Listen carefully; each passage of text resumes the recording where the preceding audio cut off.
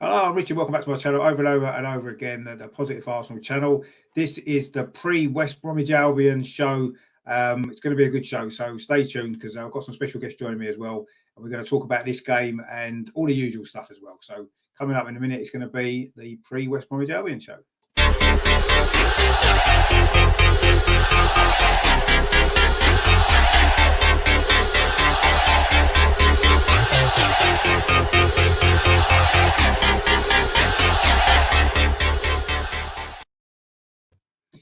Hello, welcome back to my channel over and over and over again. In this show, we're going to be looking ahead to the game tonight. Obviously, Arsenal away at West Bromwich Albion, and looking at some of the previous games between the clubs and all the usual stuff that we do as well.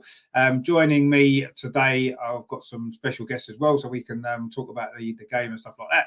First of all, coming back again, he seems to be here every week. He's almost growing roots here. It's Melvyn. How you doing, Melvyn? Happy New Year. Hope you're well. Happy New Year, and to everyone watching. You can't get rid of me, can you? It doesn't look like it, but it's good to have you back anyway. It's always good to have you on. And actually making a return to the channel as well. He's not been on for a little while. He's had a few other stuff going on. It is, of course, our positivity guru. It's Andrew. Welcome back, mate. Happy New Year. Can you hear us? Can you hear us? Are you there, Andrew? I don't know whether... Hello, Happy New Year. How are you guys? You all right? Yeah, I thought you disappeared there for a minute. No, I've got a bit of a lag. I don't know whether it's my end or your end, so apologies about that. But you froze on me, so I didn't know whether to speak or not. Oh, okay. Well, no, you can definitely speak. We need you to speak, otherwise it's not going to be much of a show. If not, so we are hoping to get a West Bromwich Albion fan, Connor, as well. He's due to come on. He's a bit delayed at the moment, so we'll see. Hopefully, he will come along as and when we'll get him involved in the show when he turns up. But in the meantime, we'll crack on anyway because I know Andrew's only got about an hour or so anyway, so we want to get as much as we can done. Obviously, while Andrew is still around. First of all, obviously, this show's going out. It's going on out on YouTube, on Facebook, and on Twitter as well. So wherever you're watching it, please give it a like. Please come over to YouTube and subscribe to the channel as well. There's lots coming out. I'm doing a watch along on this channel later on today as well. And I know the other two guys are on with, I think you're on Ryan's channel, aren't you? That's right, yeah. On Mr. Arsenal podcast as well. So there's lots of good stuff coming up tonight, coverage of the game as well. I say, yeah, please subscribe to my channel as well if you're around. So first of all, I mean, Andrew, obviously you've not been on for a while. Where can people find you? Obviously your channel as well on YouTube. Looks like we've still got a lag. It must be Andrew's lag. He's dropped off. So anyway, where can people find you on? I know people probably know by now because you've been on here enough times lately. But just to let people know. I'm on this channel, obviously, and Mr. Ryan Arsenal 89. I'll be on that later, as you say, to do the watch along. Yeah, no problem at all. Yeah, brilliant. I mean, that's always good as well. I mean, I've just started doing them here on my own just because you haven't got a delay on, because sometimes I'm a bit behind with the stream and stuff, and it's better to be. I just start watching it that way. I haven't got, so the goals don't go in, and I'm not 2 minutes behind as usual. Andrew's back anyway now. So have you caught up with us now, Andrew? Are you still behind? I think so. I think it's all sorted now. Thank you. Can I ask you a question, Andrew? Come back on again. Can I ask you a question? What year is it? What year is it where you are? 1988. Yeah, fine. I think you're right. You're up to date. Yeah. Yeah, Cool. 1988 is good. 1988 is a good year, so we'll stick with that one. Might be a bit I'd love to start. I'd love to restart the Arsenal back in 1988. That'd be great, wouldn't it? It would, wouldn't it? Restart this season in 1988 would be nice, wouldn't it? Yeah. I'm sure we'd do quite well. But anyway, I wanted to sort of start with, I mean, it's a shame Connor's not here actually, because I did want to start with maybe talking about Big Sam at West Brom. Obviously, in history, we've not had a particularly great record against teams that he's managed generally. He's had a few good results against us when he was at Bolton in particular, and stuff like that. So I know they've had a poor result, obviously, in the week when they lost at home to Leeds, who actually then got turned over today, haven't they, earlier on against Outlook down the road. So just goes to show the up and down nature of the league, I guess. When West Brom drew at Liverpool, they drew at Man City, and then they got humped 5-0 at home by Leeds in the middle of all that. So it's strange, really. But I'm sure that Big Sam's going to have them sorted out. I mean, what are you kind of thinking? When Big Sam took over West Brom, I knew we were playing them, and it kind of worried me a little bit because I know you get a bit of a bounce of a new manager anyway. and he's got a great record against us. I mean, Melvyn, what are you thinking about the game today then with the Big Sam element? Do you think that's going to make any difference, or do you think that we should be too good for them anyway? I know we'll come on to the predictions and stuff later on. Just really the Big Sam element, really, I wanted to talk about. I think it will have an effect. I mean, I'm sure he'll have up on the blackboard probably just kick lumps in different, just in big letters, kick lumps out of Oppo / because that's what we'll probably do. It's not as if we're a great team now anyway, as we were going back when he was Bolton manager and we had the great team, Henry and all that. So I don't think we're as good, nowhere near as good as I know, but we are a better football team, obviously, like a lot of teams are in this division than West Brom. So that will be the first thing. Don't give away any goals. Defend, and try and nick it. We've played against teams like that the last couple of months. Are we capable of doing it? Yeah, of course we are. Of course we are. We play on the front foot. We've got the midfield giving the ball to the forward, which we haven't seen for a long time. I've seen it the last couple of games. Then we should be all right. But we have to be prepared to be frustrated. Yeah, I mean, I think that's the key, isn't it? I mean, I'm actually looking. I looked on this game even before the last couple of games. I thought that the Brighton away and West Brom away coming so close together are quite similar sort of games, really. And we need a very similar approach to them. Like you said, a bit of patience and understanding what West Brom's strengths are, and particularly now with Big Sam there, what they're going to do. I mean, Andrew, what are you kind of talked about this game in particular in terms of the Big Sam element? And he has got a decent record playing Arsenal teams in the past, hasn't he? I know, as Melvyn said, it's a different Arsenal team. It's a little bit of a fallacy I found out this morning, actually. He's lost only more games against any other teams since he's been a manager, against Man United and Liverpool. I think the other, and we're third. 17 and 17 and 16 he's lost with all the teams that he's managed. So he hasn't got as good a record as you think against Arsenal, to be perfectly honest. However, we do know that he has turned us over in the past, but has football moved on a lot in the last couple of years since he was last managing? And maybe he's bitten off a bit more than he can chew, and he can chew an awful lot, that Big Sam. So we'll have to wait and see with this West Brom team. But they're not. In fact, they played some decent football earlier on in the season. They've got some quite good players, actually. But we have got the capabilities of beating them. So I'm fairly confident, really. I don't think it's going to be easy by any stretch of the imagination. Not like a Tonkin, but I think we could just about have enough to squeeze it today. But yeah, I'm not sure whether he's going to be able to keep hold of his record of never being relegated this season. I think he's really, really got the biggest tasks under he's ever had under his arms at the moment. So we'll have to wait and see. I think he would have been aware of that when he took the job on. He would have known that this is probably the biggest challenge that of his managerial career in terms of avoiding relegation. I think he must be aware of that. But the only thing that really concerns me more than anything today is the fact that they got such a big beating in their last game that he's going to demand a response to that, isn't he? And there's no way they're going to be that open again. They're going to just collapse in the way that they did against Leeds. And I just feel as though quite often what happens is a team that's just had a big beating bounces back, don't they, after that, and puts in a much better performance. And that's what I'm expecting. And maybe that was the worst thing that could have happened to us, was that result for them actually the other day. Because I don't think Big Sam's going to stand for that, is he? 2 games in a row. Well, yeah, let's hope we do as well. I quite agree. But we'll see what happens. I wouldn't necessarily expect that we'll batter them. I'll say after their result the other night, but let's see what happens with that. I mean, what I wanted to move on to, really, I mean, we can come back to this game a little bit later on. I know Melvyn, I wanted to look back at this.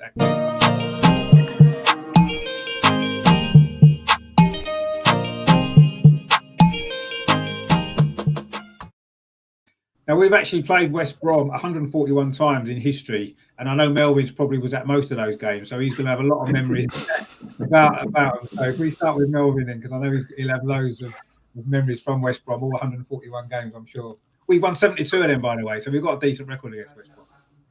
I mean, just some that stick to mind. The first disappointment when I watched Arsenal, or didn't watch Arsenal West Brom, I was going to be taken in 1964 by my father and uncle to the away game at the Hawthorns. Might have been the 3rd round, I think it was. So excited, getting up early Saturday morning, going to King's Cross and whatever it was, can't remember the station, waiting. And then we heard the news the game was called off. I was so upset. You know, it was really the build-up all week at school, and, you know, anyway, got home. And then obviously... It's going to be on a steam train, Melvin, that you're going to go up there. One of those that you push up and down, like in America. Oh, yeah, I know the ones. Cowboy ones, yeah. And then, so what happened was the game was rearranged for the Wednesday night. I couldn't go to that because I was only young, going to school, wouldn't be allowed to go, you know, out that late and come home like 12 o'clock at night. And what made it worse, we got beat by Jeff Astle. We got Jeff Astle scored the goal. This was 1969. Sorry, Jeff Astle won the one who sadly passed away a couple of years ago. He got the header, and we lost 1-0. Before that, in 1964, though, we played away at West Brom in I think also the third round, and we got a tie. I think it was 3-3 up there. And I went to the home game, the replay. And we beat them 2-0, and Geordie Armstrong scored, and someone scored we had two people in the team at the same time who were fantastic at scoring diving headers just off the ground. One of them was Joe Baker, but he didn't score that day, though he was a great player. The one who scored that day was a guy called Jeff Strong, who was magnificent at diving, a good player. We saw him at Liverpool for some reason, couldn't understand that. Also, in the double year, we played them at home and beat them 6-2. Now then, I think the last goal was scored. I know this guy definitely scored it, but I think it was the last goal. But wherever we did, we looked like Brazil that day. It was unbelievable. We really were playing some fabulous football. And the last goal was scored by George Graham. He did what they called a wall pass. He flicked it, I think, to Samuels. Samuels flicked it back to me, smashed it in from outside the box. He scored a very similar goal away at Crystal Palace when we beat him 5-1. Oh, year before that. Very, very similar goal. And that, you know, that was a fantastic game. It was like, thought that time, that was early in the year that we could actually do something. We just won the Bears Cup a couple of months before that, and we were doing quite well in the league. It looked like, you know, this could be a really good season. Then, sorry, in 1971, I went to the Hawthorns, again, the double year, and we drew 2 away from home. And they had a very good team, believe it or not. They were beaten 6-2. West Brom. And that was near the end of the season, wasn't it? Wasn't that right near the end of the season, that 2-2? Yes, April. It was April. That's right, Richard, in April. And if they went 1-0 up, we scored 2 goals. I think Charlie George, if I remember, hit a smashing shot, got cleared off the line, and as it came back, McClintock put it in. We went then I think we got an own goal. We were if you can coast it 2-1, we were coasting it 2-1. And then right near the end, I think it might have been Tony Brown, who was a fantastic goal scorer for West Brom. He scored, made it 2-2. So that wasn't brilliant. And then in one of the March in 78, I remember we beat them 4-0 at Highbury with Malcolm McDonald. I think he only hadn't signed for us that long, scoring a hat-trick. That was really, really good game. But against that, in 77, that was a nightmare. We played at home to West Brom. And it was one of those games where we had a good goalkeeper called Jimmy Rimmer, very good goalkeeper. Played for Man United, Arsenal, Villa. And he lost it. He just lost it. He came rushing out the goal and just smashed the ball against, I think, a forward. And then for the rest of the game, he was arguing with everybody around him. I don't think he played for us that much longer. But he must have, I don't know what happened, but he just absolutely lost. We got beat, I think, 2-0 or 2-1 we got beat. And that was really strange to see. That's the first time I've ever seen a goalkeeper lose it like that. Really, really lose it. I mean, we saw Campbell lose it against West Ham, didn't we? It was a very similar situation to that. And it was as a young kid, well, I wasn't that young, to say he wasn't very good. But no, I mean, those are my early memories of the West Brom game. Some very good ones, actually. I mean, Brownie's saying that, obviously, happy New Year, Brownie, as well. When Ron Atkinson was in charge, that'd have been sort of mid to late 70s, wouldn't it, when Ron Atkinson was at West Brom? Yes. So some of them games, he would have been there, wouldn't he? For some of those games you mentioned there, the 4-0 when we beat him, he probably would have been there then, wouldn't he? And that 2-1 defeat probably as well, actually. I don't know when he was. I don't know when Atkinson. Well, he was, yeah. I don't know when Ron Atkinson took over at West Brom, but it must have been mid-70s. I thought it was 80s personally, but I'm obviously wrong. I'm probably wrong. But I thought it was early 80s, maybe. Oh, he was still there in the early 80s, but I think he initially took over because I know sort of the late 70s you had Regis and you had Cunningham. And, that was his team. That was his team. So he must have been there maybe 76, 75, 76, maybe took over. I don't know exactly what it was. But they were a great side then, actually, weren't they? West Brom? Terrific. Side that's the first sort of. I started watching football then. I was only young, and that West Brom team, I just remember them being on the telly quite a lot. I'd play Cyril Regis. I mean, what a player he was. That goal he scored, goal of the season once, didn't it? I think, when he turned on the outside. Don't you remember they beat Man United at Old Trafford over Christmas time? It was like 5-4 or 5-3 at Old Trafford. It was, and Man United weren't idiots then. They were forward line. Most of them that day, didn't he? Laurie. Oh, they've always been idiots, but they were decent. Yeah. No, but they were a terrific team. To do that to United, I mean, when they were rated. Yeah, no. But that West Brom team under Ron Atkinson, they were a fantastic side. Actually, they were good to watch, played good football. So it was just at a time when I first started watching football, there was them and there was the Nottingham Forest team as well, of course, that won the European Cup and stuff. Those two teams at that time really stood out for me, and obviously Liverpool as well, who were winning everything else. But that West Brom team, I always felt that they should have maybe won a few more trophies than what I don't think they won anything, did they, at that time? But you felt never won anything, no. I think they finished third in the league one year, possibly maybe 79 or something like that. They might have finished like third in the league or something like that. But they were a good side, them, actually. I used to enjoy watching them. I mean, what about yourself, Andrew? What kind of memories of playing against West Brom over the years? I don't suppose you went quite back as far as some of those memories that Melvyn had there. No, but I mean, it's one of my favourite away grounds, actually. I love going to the Hawthorns. I really do. And it's funny enough. Brownie's just told us he was there 78 to 81. So it's that's right. I thought he started actually. Then I thought he was there a bit earlier than that. But thanks, Brownie. Yeah. Cheers, Brownie, for that. Yeah. No, it's a special away trip that I went. Special away trip. I took my eldest two boys to their very first Arsenal game, which was an away match at the Hawthorns, which was not the greatest match of all time, but it was in the League Cup, and it was actually Hector Bellerin's debut, funnily enough. The penalty shootout. Yeah, it was 1-1. It was a pretty dour first half, but we had what's his name? Icefeld, is it? The good Thomas Icefeld, who was a young. I remember that name. He had a really good game, actually. That was one of his very first games, and Gnabry was playing as well. Yeah.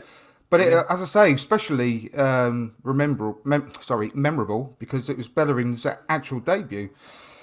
Right. But yeah, we won on penalties, but Gnabry missed his penalty. But I remember. Yeah. I know.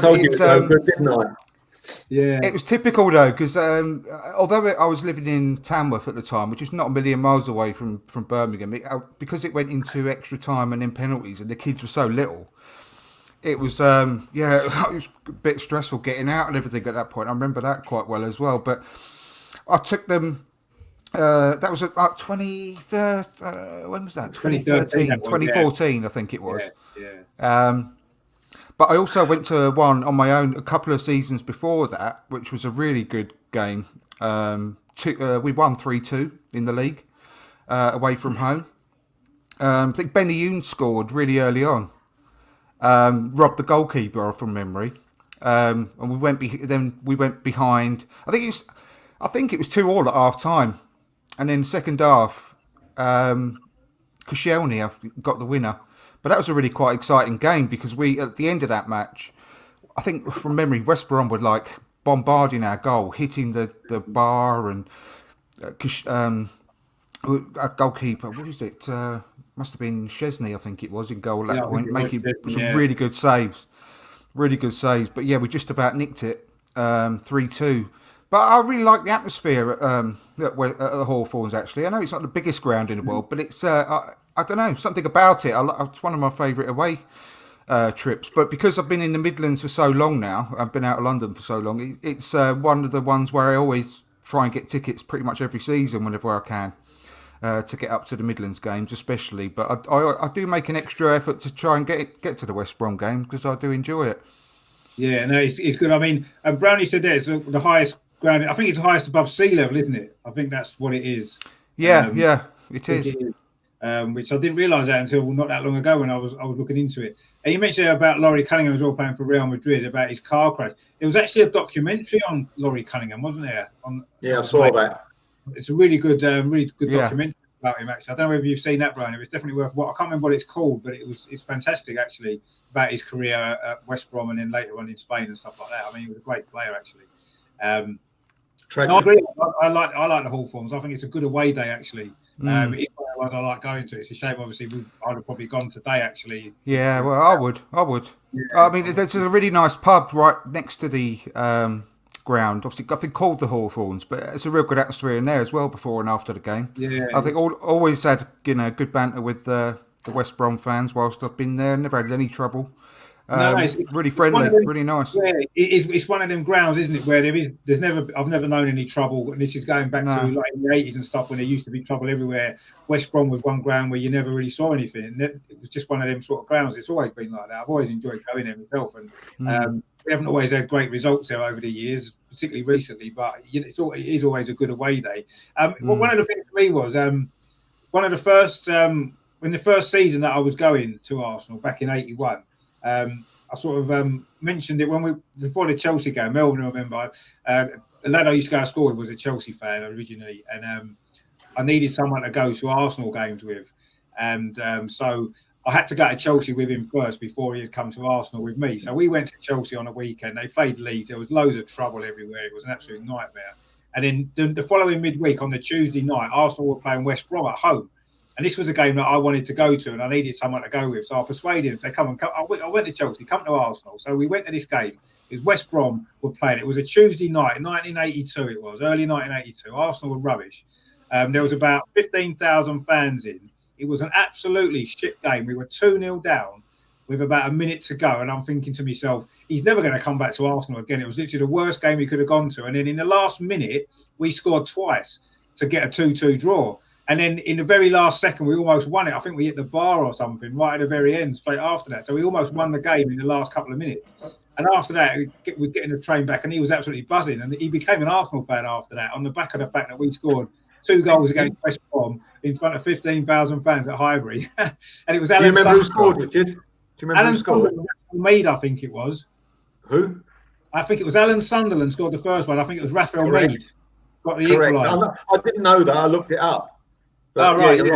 15,000 people. How many was there? What's 15,000. Yeah, 15. I knew it was something like that. I know it was empty. Can you have a look?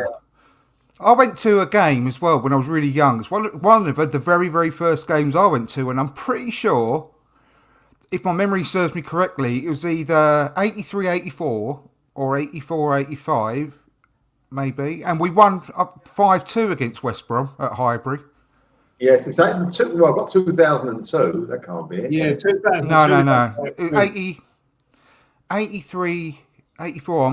My memory might be going wrong because we beat them 4-0 like that. 4-0 in 84. 4-0 in 84. 4-0. That might be what it was. A big win. I knew it was a big win. Yeah. Yeah. You know, I mean, I was only 9 years old, so I mean, I was only 103 then. Yeah. Yeah. But I remember going to. I'm sure, absolutely positive, it was West Brom, and it was one of the very, very first games my brother-in-law took me, because it's a similar situation to you, Rich, because I had 2 brother-in-laws, and they were both Millwall fans, so I used to go to Millwall games as well as Arsenal games as well, and that was, one of the very, very first ones I went to, so it must be that one, 4-0. Yeah. You know, scored twice for Arsenal? Was it Graham Ricks? No, Ian Allen's. Paul Davies scored a penalty, didn't he? That's bloody hell, yeah. Paul Davies scored a penalty, yeah. The last one was scored by Brian Talbot. Brian Talbot, right, yeah. The East Stand seats that game, I just remember it. I can just remember Memory. Was it either just before Christmas or just after Christmas? It was 15th of December. Yeah. I think I never looked that bit up. I knew that. I didn't look that bit up, didn't I? I think it was December. I just remember it being cold at Christmas, and they were coming at Christmas and that. And yeah, I remember Paul Davies scored a penalty. It was the only goal he scored that season, actually, which was unusual for him because he normally pops up with a few.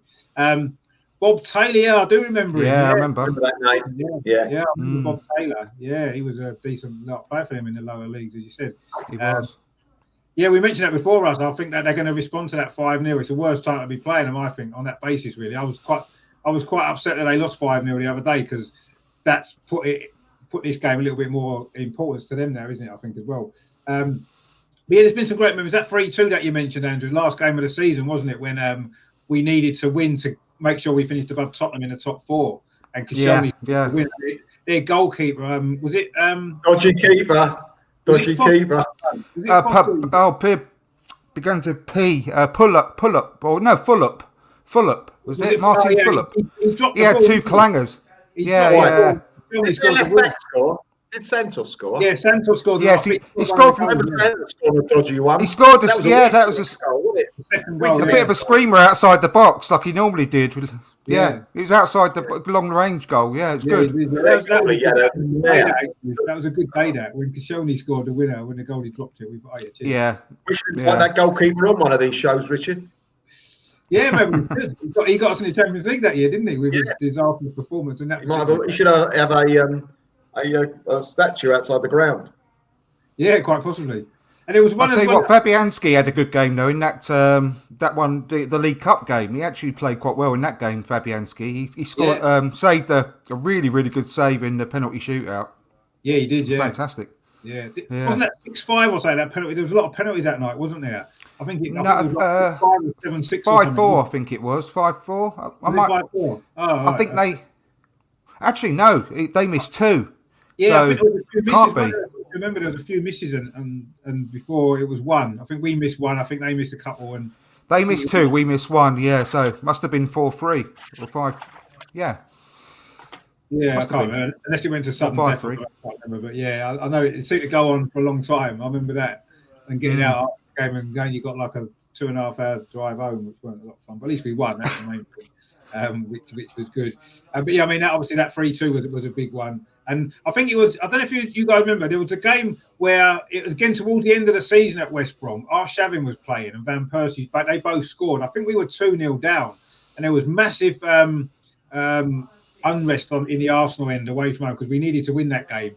And I think we scored 2 late goals and got it back to 2-2, but it wasn't enough. We needed to win. And it was a really sort of toxic atmosphere actually in the away end that day. I don't know if any of you guys were there then. I remember that. Really bad atmosphere. Although we come back from 2-0 down, normally you'd be quite tough to get a draw when you're 2-0 down.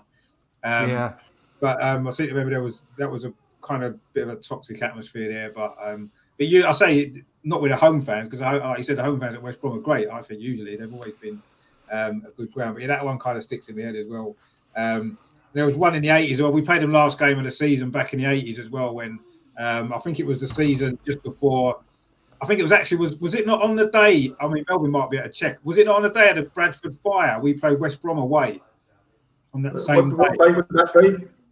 1985, May 1985, last game of the season. I'm sure we played West Brom away last game of the season. That year when the Bradford Fire was on. Seem to remember coming back from there and we was hearing about that. I'm sure it was. May we drew 2-2. Was that the 2-2 one? Yeah, I think it was 2-2. Yeah, was that the same day as Bradford? 2-2 West Brom. Away we drew 2-2. Scored for us. Oh, Ian Allenson scored 1 and also an own goal. I don't know who scored for West Brom. You know what the same crowd was that season? Was that the same day as the Bradford Fire? Oh, I don't know. Is my memory right? I seem to remember coming back from a game, and I'm sure it was West Brom, and we were hearing about the Bradford Fire. Or was that some other game, maybe? Ian Allenson scored. Right. Yeah, we drew 2-2. 13,000 people. Wow. Yeah, there was probably only about 500 Arsenal, maybe 1,000. Yeah, I seem to remember that. I'm sure that might have been the day of the Bradford Fire. But anyway, I just remember that. If it was that game. Yeah, 11th of May 65 was the Bradford Fire. And that was, you're right, 11th of May. I thought it was. I seem to remember coming back on the train. Everyone was talking about the fire at Bradford and stuff. And I'm sure it was West Brom that it was. But yeah, for that reason. I can't remember anything about the game. I just remember that, obviously, the Bradford Fire thing and everything like that, which was horrible to hear about that there.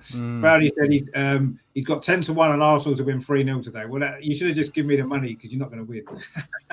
There's no way we'll talk about score predictions and stuff a bit later on. If you're right, I'll give you the money myself. Yeah. Bit of family fortunes. I just can't see them losing 3-0 at home just after losing 5-0 at home. I just don't think Big Sam's going to stand for that, is he? But we'll see. I mean, you never know. It's possible, I guess. So what I wanted to move on to now was another kind of bit of the show that is quite popular. I know Melvyn likes it as well.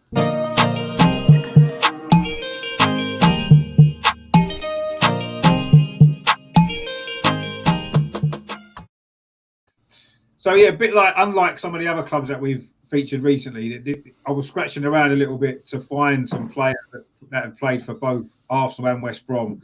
I don't think there's been that many actually over the years for some reason, and it's not a club that we tend to kind of mix a lot of players with. Yeah, the 2-11 for May '95. Yeah, my memory's not too bad, Russ, at the moment until dementia sets in. At the moment, I'm not too bad. But I thought that was the same day. It just seemed to stick in my head. So yeah, I wanted to start with. This is a player I was going to start with. I mean, there's been a bit of a change I thought this was the furthest one back I could remember, but apparently it's not. So I don't know whether you guys remember this dude playing for Arsenal. I think Melvyn probably will. Yeah. Nice from what I read. Let's get rid of that so we can see him properly. There we go. I believe, I don't know whether or not it's actually a fact. Was he not the first black player to come through the Arsenal Academy and play for the first team? I don't know, but it wouldn't surprise me if he was. I can't recall any before that. I think it probably was, yeah. I'm sure I read it somewhere that he had been. And then obviously later on in the 70s, we had Paul Davies come through and then obviously loads more. Yeah, I'm sure I'd read somewhere that he was the first one. But I don't think he played that much for Arsenal, did he? No, didn't. Hardly any games. He was mostly sub. I can't remember. He probably did. I can't remember any games where he actually started. He probably did, but he was only obviously a start if someone was injured. I mean, he was just about a squad player. He was okay. I don't think they knew his real position. He was a full-back stroke midfielder. Yeah, right back stroke midfielder. Is either a bit like Ainsley Maitland-Niles now, where he hadn't actually fastened down one position. But a decent player, but obviously he probably had a better right back or midfielder at the time. And obviously he had a good career at West Brom, didn't he? Because he was part of that side, wasn't he? Very good. With Cunningham and with Regis and all them, and he had a good afro as well. You got to give him credit. Absolutely for perfect microphone afro. And I think that's. I thought he might be. He could have been on the advert for combs, couldn't he? Those combs, afro combs. He should have been doing that, shouldn't he? They've done well. More microphones. Yeah, but he was very successful for us. He's a very clever guy as well. Very articulate, and he was chairman of the PFA. That's right, he was, for a long time, actually. I think he's still involved somewhere along the line, isn't he? Is he still not doing something? I don't think he's the chairman anymore, is he? But I think he's still involved. And he had obviously got involved in all that as well. So, I mean, I think a lot of people probably didn't realise that he came through Arsenal's academy, because he's more associated with West Brom, isn't he? Because he played most of his career there, didn't he? That's right. I mean, do you remember him, Andrew, much? I don't suppose you remember him actually playing for Arsenal. Not so much, if I'm completely honest, no. I don't remember seeing him play live, or I think he might have left before I started going. What time? Yeah. I think he left Arsenal about 75, maybe. Yeah, exactly. Before my time, unfortunately, yeah. I remember him. I've obviously heard about him, and but know very little about him, unfortunately, as far as his Arsenal career goes. No, I don't think he played 75, he had Pat Rice. I mean, what chance do you have, really? Yeah. That's. But I say I do remember him playing for West Brom. I see him play live for West Brom a few times when we played him and stuff like that. So he was a good player in the end, but just not really for us. So there was actually one even before that time, which I'd forgotten about. Melvyn actually reminded me before we came home, because I didn't realise he played for West Brom. I knew he managed them. Was this guy called Sam? Is he gone? Don't know. Top man. Yeah, absolutely. So you can buy that kit again, can't you? That top he's got on there, you can buy that again now. You can buy that tracksuit, which is a pretty decent tracksuit. That I do. I saw him play when he signed from West Brom. He wasn't the youngsters players when we signed him. He was like the end of his career, but he was a great servant to the club. He was a fullback, played right fullback, and though he had better years earlier with West Brom, he was so good for us. He was experienced. We had a few youngsters coming into the team like Peter Storey, who played left back, though he was right footed when he first came into the team. There wasn't, obviously, you can't get rid of Don Howe because he was so good and he nurtured all the other players. In fact, I saw his last game. He broke his leg in the last game he played at home to Blackpool. Tony Waiters was the goalkeeper, and he went on one of his forays up the other side of up to the top of the pitch. Goalie came out, 50-50 ball, not even a foul, to be honest with you. Like one of those things that happen. They stretched him off, and that was the last time he kicked the ball for the Arsenal. Then a few years later, he came back, as you know, working for Bertie Mee as trainer stroke coach, and the rest is history. And everyone in the game who's ever met him hasn't got a bad word to say about him. No, everyone's got a lot of respect for him. With England as well, don't forget. Cool. Very, Yeah. Very, very good for England as well. Yeah. I mean, obviously, when I first started going to Arsenal early 80s, he was assistant to Terry Neal. And then, of course, 1983, when Terry Neal got fired, he took over. And actually, for a while, I was really surprised because he was a very good defensive coach, wasn't he? Really good at organising a defence. So I was really surprised when he took over as manager. We actually played really attacking football for about a year. We led the first division at one time for a little while. We had Charlie Nicholas, Tony Woodcock, Paul Marinow. We almost had three forwards playing. Quite a modern style, actually, back in the mid-80s. And Don Howe was the manager at that time. And unfortunately, we were very leaky defensively, which was surprising, actually, when you think about what a great defensive coach he was. And yet when he took over, we were quite poor defensively, letting lots of goals, but scored lots of goals. Great team to watch, actually, for a while. And, of course, in the end, he left, didn't he, under a slightly sort of bad circumstances, wasn't it? Because I think we'd approached Terry Venables, I think it was, to take over. Yeah. And he found out, didn't he? And I remember there was a game against Coventry at home where I think he quit. We won 3-0 and then he quit after the game. And we had to see out the season, I think, with Steve Burtonshaw in charge, which was a bit... Don't see that anymore, do you? Just someone walking out of, just because of their morals and stuff. It's amazing. Not quite the same. He left us in 70, I don't know what it's 72, 3 or 4, I'm not sure, when he was the coach, he was the trainer to Bertie Mee. Yeah. Went to West Brom, didn't he? Yeah, exactly. Well, the thing I was going to say, West Brom came calling, and his heart was obviously, though he was an Arsenal man, when you're the first club comes calling, and he would have been the manager, not just the coach. All the players highly rated him as the coach, the double team, really rated him. But he wanted to do his own thing, which is fair enough. And he wanted, and when they come calling, how could you say no? And then he came back, as you say, years later. He was a Brummie as well, actually, wasn't he? So I guess it's his hometown club, probably West Brom as well, because I know he was from that part of the world, wasn't he? So, probably. But I say it was quite a shame in the end how he ended up leaving the club. But having said that, it was a lot of his young players that he put into the team, such as Tony Adams, Martin Keown, David Rocastle. He gave all them sort of players their debut in the first team. Niall Quinn, Martin Hayes, all players that would go on and... Is it Paul Davis as well, Richard? Was Paul Davis one of those? Paul Davis was Terry Neal kind of, but he was obviously at the club. Terry Neal was the manager when Paul Davis broke into the team. But yeah, I mean, he brought in a lot of the young players into their first team who ended up having a lot of success. George Graham built his team around, actually, when he took over. So I think Don Allen needs to get quite a lot of credit for that early success that we had then as well, because it was a lot of his players that he kind of brought through, the youngsters. So, but yeah, I mean, obviously Arsenal legend, Don Howe. And the only reason why I'd forgotten about him earlier wasn't because I didn't know his West Brom connection. I didn't realise he played for him. I knew he'd managed them. I didn't realise that he'd played for him before. But yeah, I mean, absolutely great player. And another player who a little bit more recent times, I guess. I know we all know this guy. He's been on quite a few podcasts as well, actually. Recent years. Of course, a great player for Arsenal. And of course, he did well at West Brom as well, didn't he? Because he helped them stay up that year when they were bottom of the league at Christmas. And no one had ever stayed up. And he was part of that team that they survived on the last day. And I know he spoke about that before, what a great day that was. You know, that the last game of the season when they won. Played a big part in that, didn't he? He did, yeah. The second half of that season. I think he joined them halfway through the season. Scored 6 goals, I think. Yeah, and West Brom fans got a lot of time for him, actually, and they really... Well, it's the same with any club he's been to. You think about the 4 main teams in the Premiership that he's played for. They all love him. Yeah. Because he just gives 100%. He was good at what he did. He was, you couldn't get anyone that worked harder, could you? He did everything. No. He left everything on the pitch all the time, Kev. Yeah. No frills, just get on with it. You knew what you're going to get with Kevin Campbell. You knew every time what you're going to get, and he delivered every single time.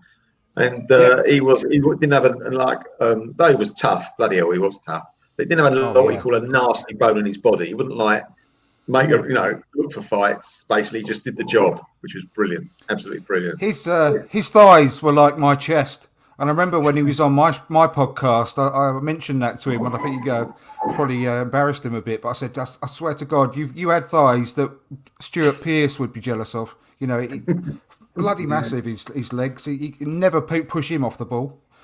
But he thrived under pressure. I mean, he did the same for Everton. He kept them up one season as well. Came in from when he came back from, where was it, Turkey, he was playing. And he immediately scored something like 9 goals in 8 games or something. Right, and kept them up as well. So really good under pressure. He just put everything into his performances every week, Kev. I really got nothing but respect for him. Yeah, no, he was. I just felt a little bit at Arsenal towards the end. He was maybe in the shadows of Ian Wright a little bit too much.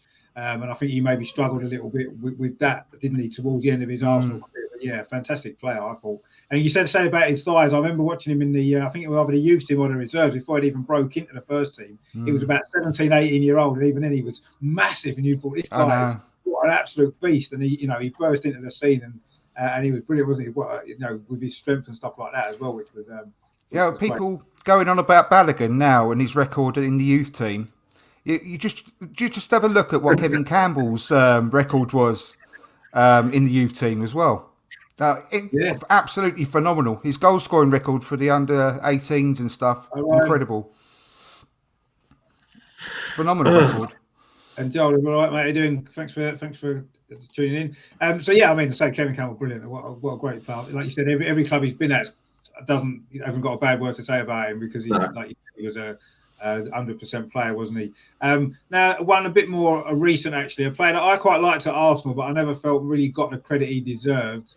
And now at West Brom, I still think he's at West Brom now, isn't he? He plays now in the team. Yeah. I know he got sent off, didn't he, earlier in the season? I don't know if he's got a place in the team, actually. I've not watched a lot of West Brom. I always liked him, actually. I thought he was a decent enough left back. Yeah. I think he struggled with that, and obviously he was in the team not long after Ashley Cole had gone, and he wasn't as good as Ashley Cole, obviously, and maybe he suffered a little bit because of that, and he never really held down a regular place, did he, unfortunately? But I always liked him, actually. I always thought he was... I don't think he made that many mistakes. He was just blighted by injuries again, unfortunately, as so many other of our players have been. And I've been listening to old podcasts, during the lockdown and stuff, and there was no football going on. I went back and revisited the old Tuesday clubs and Arscasts and that from years gone by. And I'm listening to so many week after week, and always so much praise for Kieran Gibbs. It really, doing really well. He was in the England team, don't forget. But then he'd break down again and he'd be out the team for quite a while. And he never really had that real full flow again where he could just command a first team place. But I really liked him. He's a really good player. He even looked like Ashley Cole, didn't he? The way he played and stuff. Yeah. I mean, he wasn't quite obviously as good as you were saying, but the way he played and the way he looked, it looked like a bit of a clone of Ashley Cole, and I thought he was a good player. He didn't really let us down, Kieran Gibbs, to be honest. He never let us probably play against us today. He never let us down. I wasn't his biggest fan. I'll be honest with you, gentlemen. I wasn't his biggest fan. He was okay. He was decent, but for me, the criticism I used to have at him, I used to sit there and think to myself, why do you keep giving it back? You could go forward with it. Why do you keep giving it back? It might have been a little bit to do with confidence with his injuries. But that's fair dues. But it's still, with me, as you say, you can't class him to Ashley Cole, obviously not. But going forward, he never took the opportunity, in my opinion, to go forward as much as he could have done. He'll always look for the maybe back, sideways back, a bit like Kolasinac on speed, Don't you also think, though, that a lot of it... I do agree with you, Melvyn. He wasn't as good nowhere near as good attacking as Ashley Cole, but... because he came so soon straight after Ashley Cole, because there was a lot of similarities there, and he come through the academy, and he was unfairly compared to Ashley Cole all the time as well. And you're never going to... I felt that's a bit unfair, really, because he's never going to live up to Ashley Cole. He wasn't the next step back to Ashley Cole, was he? No, but it was soon after, though, wasn't he? Didn't we have Clichy after that as well? Well, yeah, Clichy was already in the team, wasn't he? Before that's what I mean. So it's not like the I think because the academy, I think that's why, and he was in the team not long after. I think he made his debut a year after Ashley Cole went, Kieran Gibbs. I know he wasn't a regular for a few years after that. He was in the squad and he was playing the odd game, and I do feel he was negatively compared to Ashley Cole. I agree with Andrew, and I never thought because of the academy. Yeah, I think so. Yeah, and it wasn't that long after. But I remember his header off the line in the whole cup final. We were 2-0 down. It would have been. Oh yeah. That was brilliant. I must admit, that was top we would have loved that game.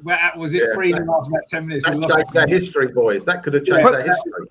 Put the picture back up of him, and you'll see why he did that. Look at his neck. Yeah. Look how long his neck is. He's got a long yeah. It was just as well he had it on that particular day because that exactly, was and so we would have been 3-0 down, and that would have been a disaster. So whatever else he achieved in his Arsenal career, which was a lot, he said that's probably the highlight for me of his whole Arsenal career. That one particular header, because that was so important for that winning that particular game. Another player who I really enjoyed watching at Arsenal, and I'm sure West Brom fans enjoyed him as well, was this dude. I loved him. One of my favourites. What a player! He was fantastic, wasn't he? He is. Sorry, so I was going to say he is also the reason I like players like him. It's like the reason I like Pepe, because he's just so unpredictable. And I mean, loads of people have said this before, and as I have as well. But you never knew what he was going to do because he never knew what he was going to do. He looked so ungainly in lots of cases, but the skill was just phenomenal. And I love players like that. And I do find little similarities between him and Pepe, and I just love him. Absolutely love Carnu, and totally underrated. I think that he used to play with not only a smile on his face, he used to play with a smile on his boots, didn't he? It was such a delight. Yeah. It looked like he was like he could have played football for the Harlem Globetrotters, couldn't he? He was that type of player. Yeah. It was so good to watch it. Every time he got the ball, you thought, as you say, Andy, what's he going to do? And I think I only hope Pepe is half as good as he was, because he was he used to put goalkeepers on the deck. He'd do a little shimmy and the dive over there, and he just still had the ball at his feet. He hadn't moved. The shoulders. Who was the goal? Who was that no-touch goal, which was actually a bit of a fallacy? He did actually touch the ball before it went over the line. But remember that dummy he did around a goalkeeper in the Champions League? Who was that? Was that against Galatasaray? I remember it. I don't know who was against. Yeah. That flick against Middlesbrough. Remember the flick against Middlesbrough? He got 6-1 or something. The back heel, The 15-minute hat-trick against Chelsea is one of the highlights of my Arsenal supporting life. I mean, I've never known excitement like that. I mean, pouring rain, last 15 minutes. Oh, that last goal, what a goal that was. I mean, talk about lift the lid off the old stadium. Who would have even thought of doing that? Going around and keeping it out, on the line and scoring. No one would have thought of that. You'd think of crossing it or coming back and getting a better angle. He just thought, no, I'm scoring. I don't care. I mean, that was biggest pairs of feet you've ever seen as well. What, size 15s, weren't they? His boots, size 15. You could have paddled down the Thames in those.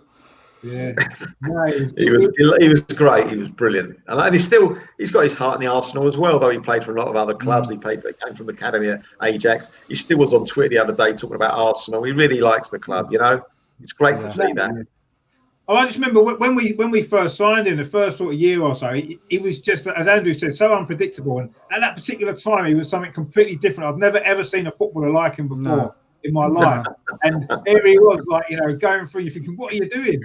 And suddenly he scored an amazing goal. And you just think, wow. And he was just one of them players that literally took your breath away sometimes with what he did. He was like a daddy longlegs, wasn't he? It's just the way he moved around. He was like a daddy longlegs. He didn't look like he was very intelligent, though. His movement was fantastic. Yeah. He used to move his body, and the defender used to go one way, and then the ball came to him. He was very underrated. I thought very underrated. I feel maybe a year ago, maybe longer. I did like a knockout tournament thing on Twitter of the greatest cult heroes of all time for Arsenal, and I whittled it down. I think it was from 32.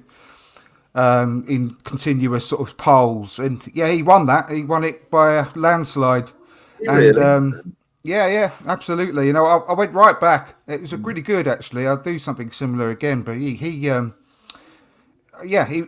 was every single poll that he went through in the knockout. He just won it by a landslide, Carnu. So he was. I don't think he gets not the respect he deserves, but. I don't know. When you're understudy to Dennis Bergkamp, and what are you going to do, eh? But whenever he came into the team, I absolutely loved watching him. Never let us down when he came in. Oh no! Didn't he play? Definitely not. When we beat United to win the title on the Monday night, Didn't he play? Because Bergkamp wasn't playing that night. He must have played that night. Yeah, he did. I'm sure he did. Yeah, what is that? Remember, we didn't have Vieira. No, we had Vieira, so we didn't have Bergkamp. Was it the Wiltord? The Wiltord goal you're on about? Yeah, the Wiltord game. Yeah. I'm sure he did. He played up front with Wiltord. Yeah. He ran his socks, if I remember correctly. Yeah. And do you know what? That's the other thing about him. He always looked knackered. Even from minute one, but he wasn't. But he looked it. Do you know what I mean? Didn't he? That long he used to yeah. He looked like he was absolutely shattered from just from kickoff. But he obviously wasn't. But didn't he have some heart problem? A hole in the heart. That's why we got him. Yeah, his heart was like a donut. No, he had a hole in the heart. Hole in the heart. They said hole in the heart or something, didn't they? Yeah. I know he had some operation, and a lot of clubs will put off signing him for that reason. But obviously, Arsenal got him, and maybe that's why he looked knackered. Maybe that was why. But he always said skill. Speed didn't matter to him. He was 2 minutes in front of everybody else in the mind. Phenomenal player. I say he was just he didn't look like a footballer half the time when he was on the pitch, but him the ball, and he was just unbelievable. A great player. He was quicker than you think, though, as well. Actually, deceptively quick because he looked like he was ambling. But one of his strides was like three normal person strides. You know, if he was put through on goal, I don't think anyone was going to catch him. He wasn't like lightning, but he was pretty quick. He just looked so ungainly, and that's what I loved about him. But the skill was incredible, and that dummy he did in that European game was just phenomenal. He was underrated, as Mark says. I think we all Mark's right, dead right. He was very underrated, and he had magic in his boots. He certainly had magic. Yeah, there was no doubt. I did. I'll do anything. Yeah, I mean, I wish he could have had a bit more, a few more appearances. But like I said, the team that he was part of, he didn't really have a chance. But what a player to have in reserve. I mean, God, Carnu in reserve. What would do for that now, eh? I mean, you can imagine if he'd played for Arsenal at a different time when we didn't have Bergkamp, we didn't have Henry, we didn't have all those players. He'd have played every single week and he'd have been amazing. But he had to he played a bit of a bit part role because of the other players that we had. But like you said, what a substitute to have, what a player to come in when you needed him. Just unbelievable. But fantastic player. I think he did pretty well for West Brom as well, from what I remember. Didn't remember him scoring quite a few. I think he scored against us, didn't he? He scored against us, didn't he? I remember him from West Brom. Portsmouth as well. Was that for? As well, yeah.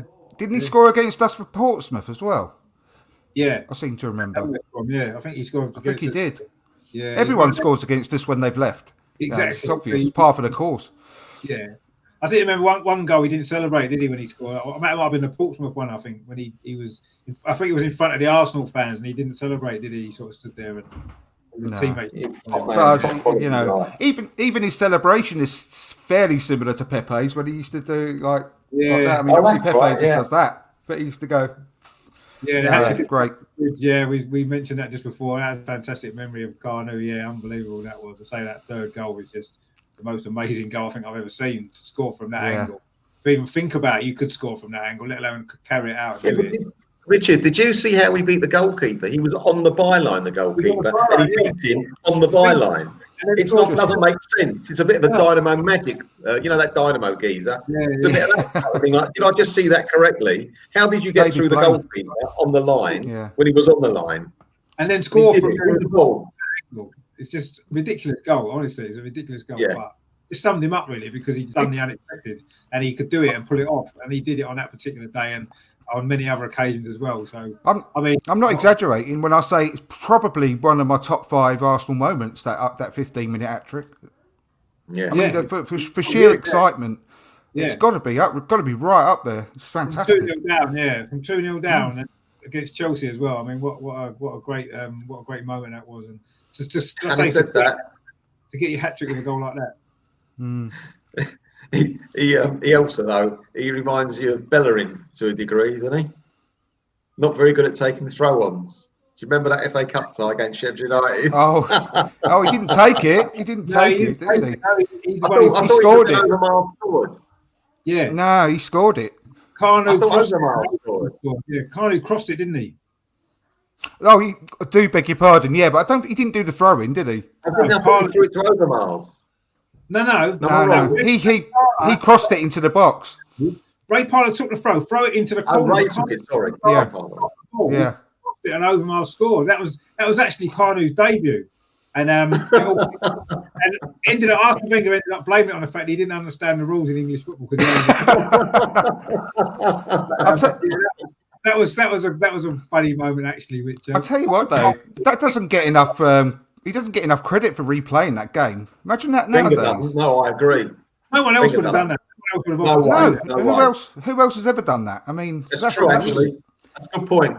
Good point. You got to remember, Andrew, as bad a team we are sometimes, we will always beat the Arsenal, all right? Absolutely, yeah, absolutely. Yeah. So can you imagine? Can I say the last one I've got written down? Another player. Yeah, go on. Nicholas Anelka. Which game? You know what? I didn't write Nicholas Anelka down, and I don't know why I didn't have Nicholas Anelka. He had. What a glorious career he had at West Brom. Do you remember? He literally just walked out at one stage. He got fined. He did that that gesture. I can't remember what it's called. It's like a Nazi gesture. A Nazi. Yeah, he got a big fine for that. I think in the end, he actually just walked out, and I think he had his contract cancelled. He got given 14 days notice of termination in the end from West Brom for gross misconduct. Right. I mean, I mentioned it. I remember him playing for West Brom, but he'd completely. I know he played for loads of clubs, didn't he? Bolton was one that stuck in my mind, but I didn't actually associate with West Brom. But you're right, he did. I never remember him playing for West Brom. Yeah, it was right at the back end of his career. It was mentioned in his that documentary on him, wasn't it? It was mentioned in that. Yeah, it was an absolute dreadful spell. I mean, he should never have been there, but he was going. When he went there, he was going to. He said, "I'm going to finish my career in England with West Brom," and blah blah blah. But I think it was very very quick afterwards. He walked out of a training session and said, "I'm retiring." And I think he came back about a week or two afterwards and got reintegrated. Then he did that Nazi thing and got to ban for that and fine. And then he came back into the team again. And then I can't remember the last straw. Something else happened. Didn't he say he didn't want to really join West Brom, and he joined them? He did, but he did. But he did come back, and then they I can't remember what it was, that the final straw that they gave him 14 days notice and just for gross misconduct and sacked him. Yeah, they actually sacked him. It's called Quinnell. But anyway, terrible spell. Quinnell. It was called That's right. That celebration. Yeah. But I don't. That's why he got in trouble at West Brom. They wanted him to go on some course, and he refused. Some anti-whatever course. Yeah, that'll be it then. Anti-racist course, racism course. Wouldn't do it. No, I'd completely forgotten about that. But yeah, that's a good point, because it was quite a turbulent spell he had at West Brom, actually. Yeah, dreadful. Then he had a turbulent spell at a few clubs, didn't he, to be fair? It was only about 6-7 years ago, wasn't it? I think it was, 2013, 2014? 2014, yeah, 2014. Yeah. 14, yeah. Not that long ago, is it? No, it's not really. I'm surprised I forgot about that. So that was good remembering there, Andrew, because I've completely forgotten that. Joel says, obviously, Bellerin understands the rules of English football well. He doesn't understand how to take a throw-in, does he? Very well. It's easy to say Anelka hasn't played for. Yeah, that's a good point, actually, because he played for most teams in the Premier League at some point or other, didn't he? His shirt's too tight. Yeah, it probably is too tight. Yeah, but then when you've got a body like that, why would you not wear a tight shirt, Russ? Quite simply, I mean, it's the straight jacket he wears. Why would you not? Back to the straight jacket. Yeah. Did you get your girdle for Christmas, by the way, Melvyn? And sports bra? Yeah, it's a bit too tight though. All right. Just let it out a bit. Yeah, just let it out a little bit. Yeah, you'll be fine. Another player who probably had a better career at West Brom than at Arsenal was this guy. Do we remember him? Bloody hell, I do. A reserve. Who's that? Reserve. Yeah, I do. I recognise the face. Can't put a name to it. Kyle What's Bartley. the first letter? Oh, yes. Kyle Bartley. Yeah. Oh, no. I'm thinking of Isaac Hayden. Got mixed up. But they're both centre-backs, weren't they? They do look quite similar. Isaac Hayden played in midfield in that League Cup game I was talking about earlier, funnily enough. Weird midfield that day. Bartley was a central defender, wasn't he? He ended up playing for Swansea as well. but I think he had a decent career at West Brom. He never really made it at Arsenal. I think he played one or two appearances in maybe the League Cup or something for Arsenal, and that was it. Unfortunately for him, he didn't really make it, but he had a decent career elsewhere. I think he got promoted with Swansea. I think he got promoted with West Brom, so he did all right. He had a decent. He was really highly thought of in the academy. Yeah. He really was. I think he was on the pitch playing for England at one point. Actually, he was mentioned. I think that might have been when he was at West Brom. Is it true to say he was playing for West Brom and doing very well the same time that we could have done with a decent centre half? Yeah. Just shows you, doesn't it? Yeah. Mm-hmm. But some players. Same with Isaac Hayden. Playing for make it. Some players, didn't they? Another one who didn't really make it at Arsenal. I'm not really sure what he did at West Brom, if I'm honest. I don't know if you remember this guy. Anybody? I know I'm facing on. Give first letter of the first name. J. His initials are JT. It's not John Terry. No, is it the? Has he got like a double-barreled name? No.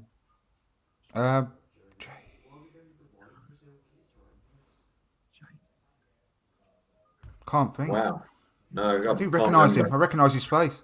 I'm not sure if he actually played for the first team. I think, again, he might have played a League Cup game, 1 or 2 League Cup games. I don't think he played a Premier League game. It was Jerome Thomas. Of course, the winger, on the wing. Yeah. On the wing. Yeah. So I don't know how many games he played for West Brom, or what happened to his career after he left Arsenal. I know he had a very, very brief time at Arsenal, and then he could go to West Brom. What about? I think he played a bit. Jay Bothroyd. Jay Bothroyd come through our academy as well. I'm sure he played for both. Did he play for West Brom? I don't think he played for West Brom. No, I don't think he did. I think someone who I was thinking of, and I'm not sure if he played for West Brom, was Emmanuel Thomas. Remember J. Emmanuel Thomas? That's what I was thinking about. When you said JT, that's the guy I was thinking of. He but Bristol City, didn't he? Yeah, but in Ipswich as well. He played for Ipswich. Yeah. But I don't know if he played for West Brom. When I just actually mentioned that JT, that's what came into mind. And I'm thinking that's what came into my mind. Yeah, it's what I was trying to think of as well, Melvyn. To be perfectly honest, as well, not actually. He might have done. You're talking about the one who went to Bristol City, which was strange about him. I saw him play in the youth team a bit because they're a very successful youth team. And I think they won the final a couple of years in a row. And he was the captain of the team. And yet, from being captain of the youth team, he never got a chance, which I thought was a bit strange. He played against us. I'm sure in the League Cup semi-final, 2010 for Ipswich. I'm sure he played against us in that two-legged semi-final for Ipswich against us, actually, Emmanuel Thomas. Russ says Bartley played for Glasgow Rangers. I didn't know that, actually. I didn't know he played for Glasgow Rangers.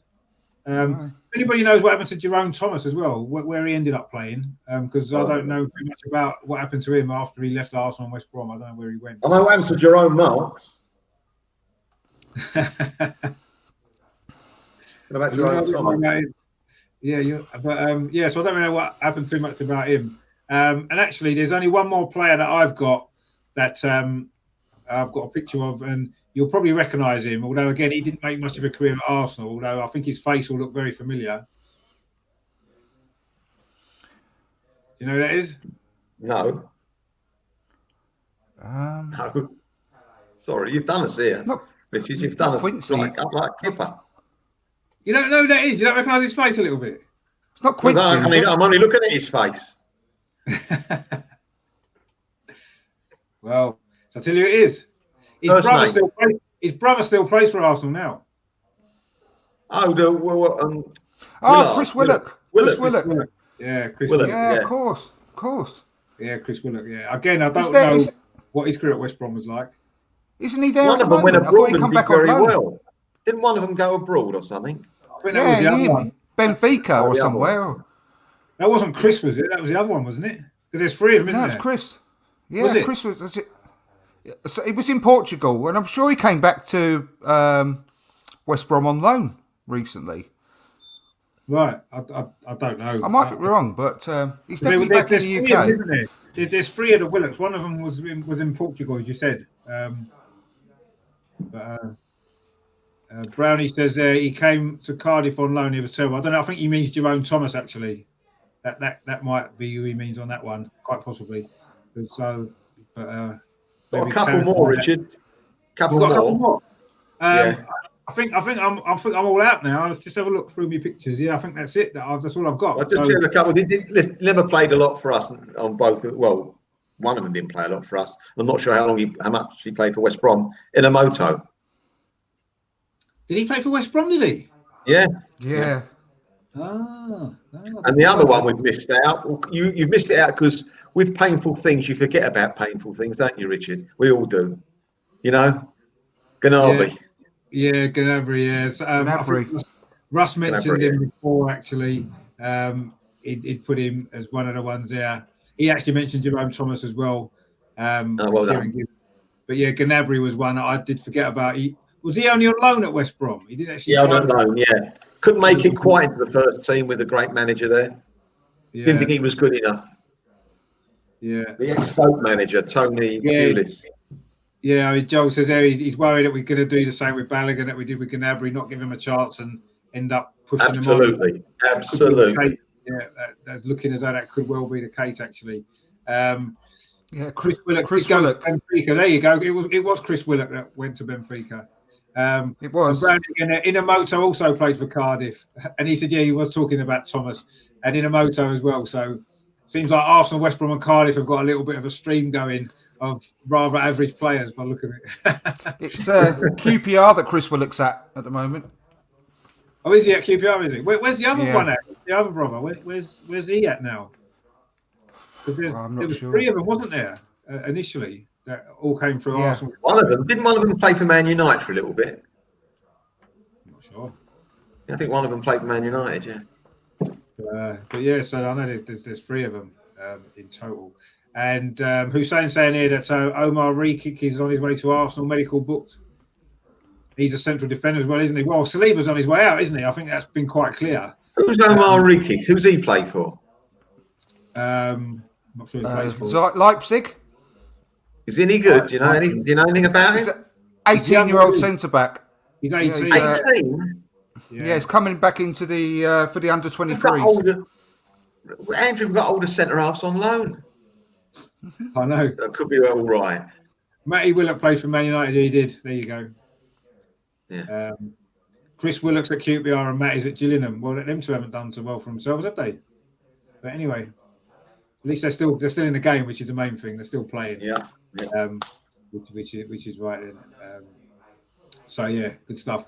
So yeah, I think that might be it. Unless anyone can think of anybody else, unless Russ might have a few more, because Russ seems to. Russ has got Google tied to his brain, so let's see if Russ can come up with anyone else. I mean, everyone that he mentioned, we have now gone through. I think just Serge Gnabry. Yeah, we've done it. We exhausted that one. Yeah, I think we have. Yeah, I think that's probably about it. It was a bit more than I thought actually in the end. And there was a couple that I missed. He's from Hertha Berlin. Hussein's just said 19-year-old from Hertha Berlin. Hertha Berlin, apologies. Yeah, that's right. Yeah. That's right.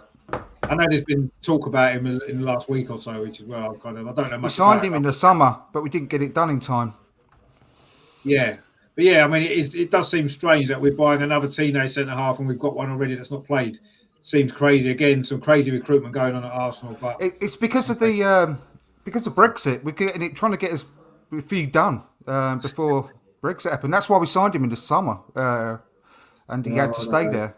I mean, he might turn out to be a fantastic player, and he's going to be brilliant, and it'll be a great signing. But it does seem strange at this moment in time when we've got another teenage centre half who isn't playing at all, and we may well be get moving on. I've heard a rumour. A little stat. With the signing of him, we've actually got 17 signed professional central defenders. Wow. On professional contracts, we've got 17 central defenders after he's joined. Well, I want to see shouldn't let any goals, should we? We shouldn't let him any goals. Yeah, we shouldn't. I don't know. I think I've heard a rumour he can't pick out a pair of football boots, but that's why they haven't picked him. He's raring to go, but he just can't get the boots he wants. Well, there's something going on, boys. I'm sorry. Something can't be going on. There's something going on. I don't like it at all. I don't like this Saliba situation one bit. No, it's one of a few things that's gone on behind the scenes this season that doesn't make any sense. You've been scratching your head and thinking, what is going on? And unfortunately, we're never going to probably know exactly what all these reasons are. Certainly not for a while until it's all. Maybe when Arteta leaves, he might bring a book out and explain it all. But there does seem to be a few things going on behind the scenes that doesn't make any sense to us at all. And as Ryan says here, why spend 30 million on Saliba and never play him? Yeah, and then now buy another 19-year-old from Hertha Berlin. Crazy. I don't know if you remember when we signed Saliba. 2 months later, there was rumours that Real Madrid were going to give us money to cancel the contract so they could buy him. There was a bit of that they were interested in Real Madrid, which just seems very strange about this whole situation. It really does.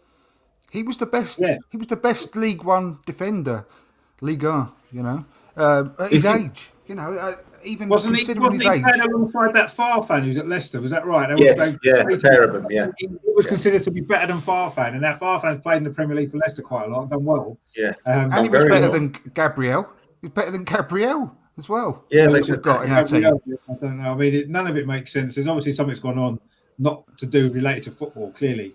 And obviously, his time at Arsenal now is going to be over. I would imagine it'd be no point us keeping him as well with this new guy that's just come in. It doesn't make sense to keep another, like you said, 17 central defenders. We don't need that many, do we? So some are going to have to be moved on. I mean, Socrates is obviously going to go, for definite, isn't he? We've still got people like Callum Chambers who's not really playing. He's in there, isn't he? So I don't know, craziness. But anyway, I mean, we'll see what happens. January, the rest of January, I think it's going to be quite interesting. I think a lot of players are going to leave.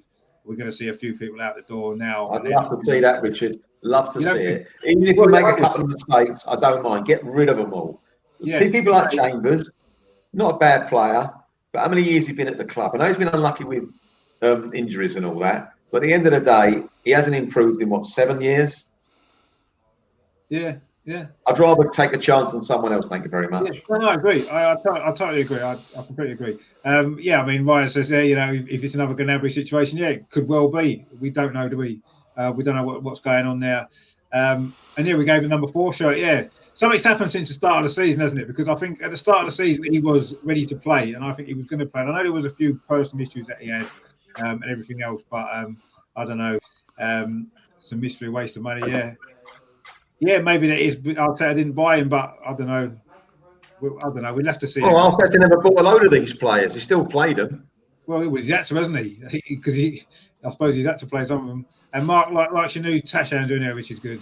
It's actually a beard, but it's because I'm greying. But you fuck with me, you fuck with my family. Exactly there. So it does look a bit. What's that from Mary Poppins? It doesn't. But yeah, fantastic. Chimney. Yeah. So anyway, but that, that's an extra added bonus to the show. Actually, Andrew's new beard and tash kind of style, which is good. It just needs a trim. That's all. That's why it's looking a bit prominent. No, it looks cool. It does look pretty cool. He's right. So good. Right. So if we move on to this now, come back more up to date.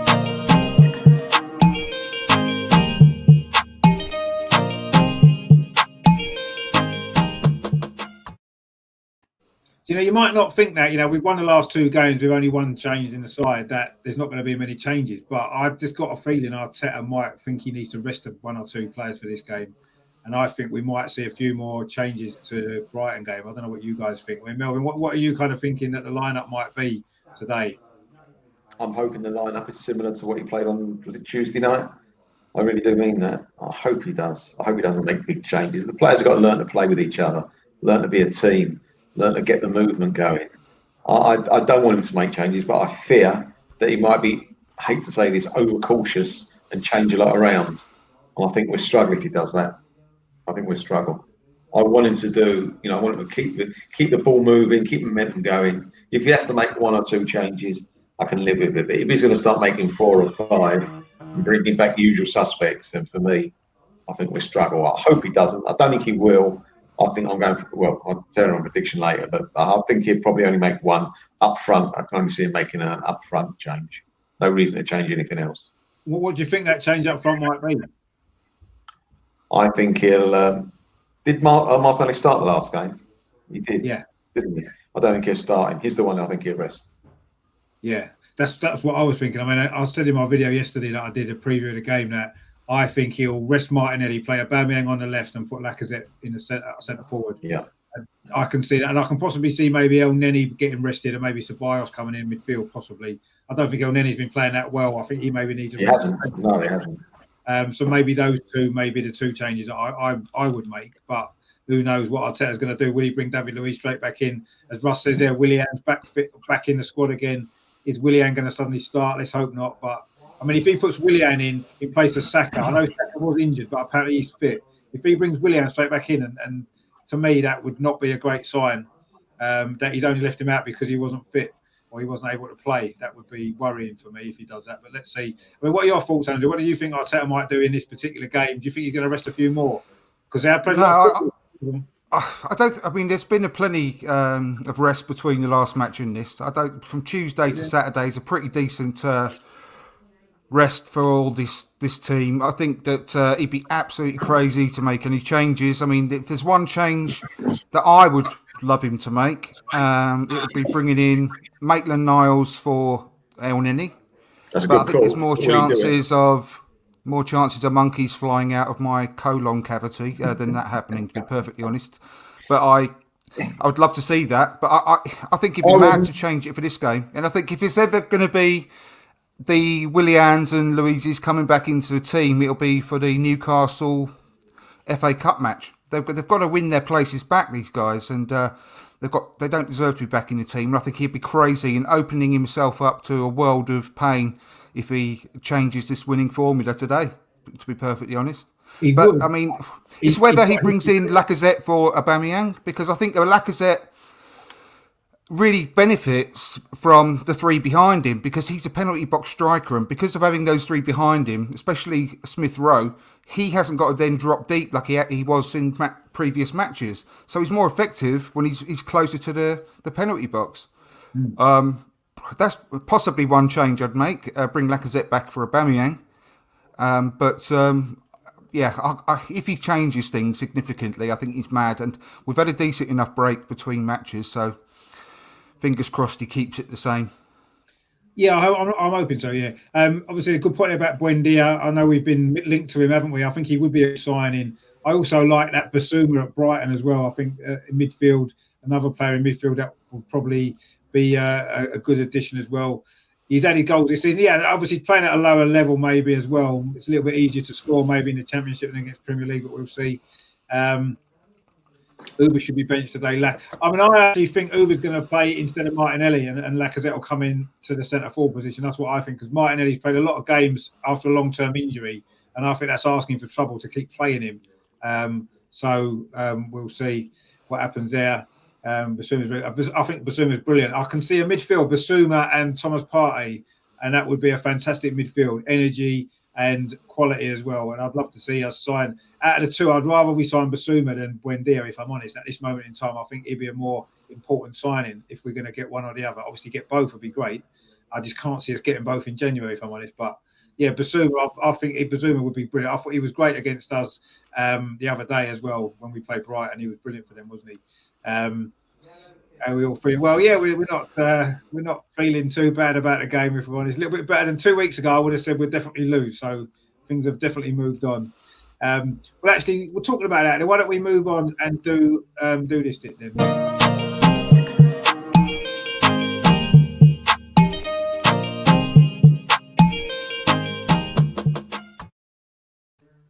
So, what are we thinking in terms of the score?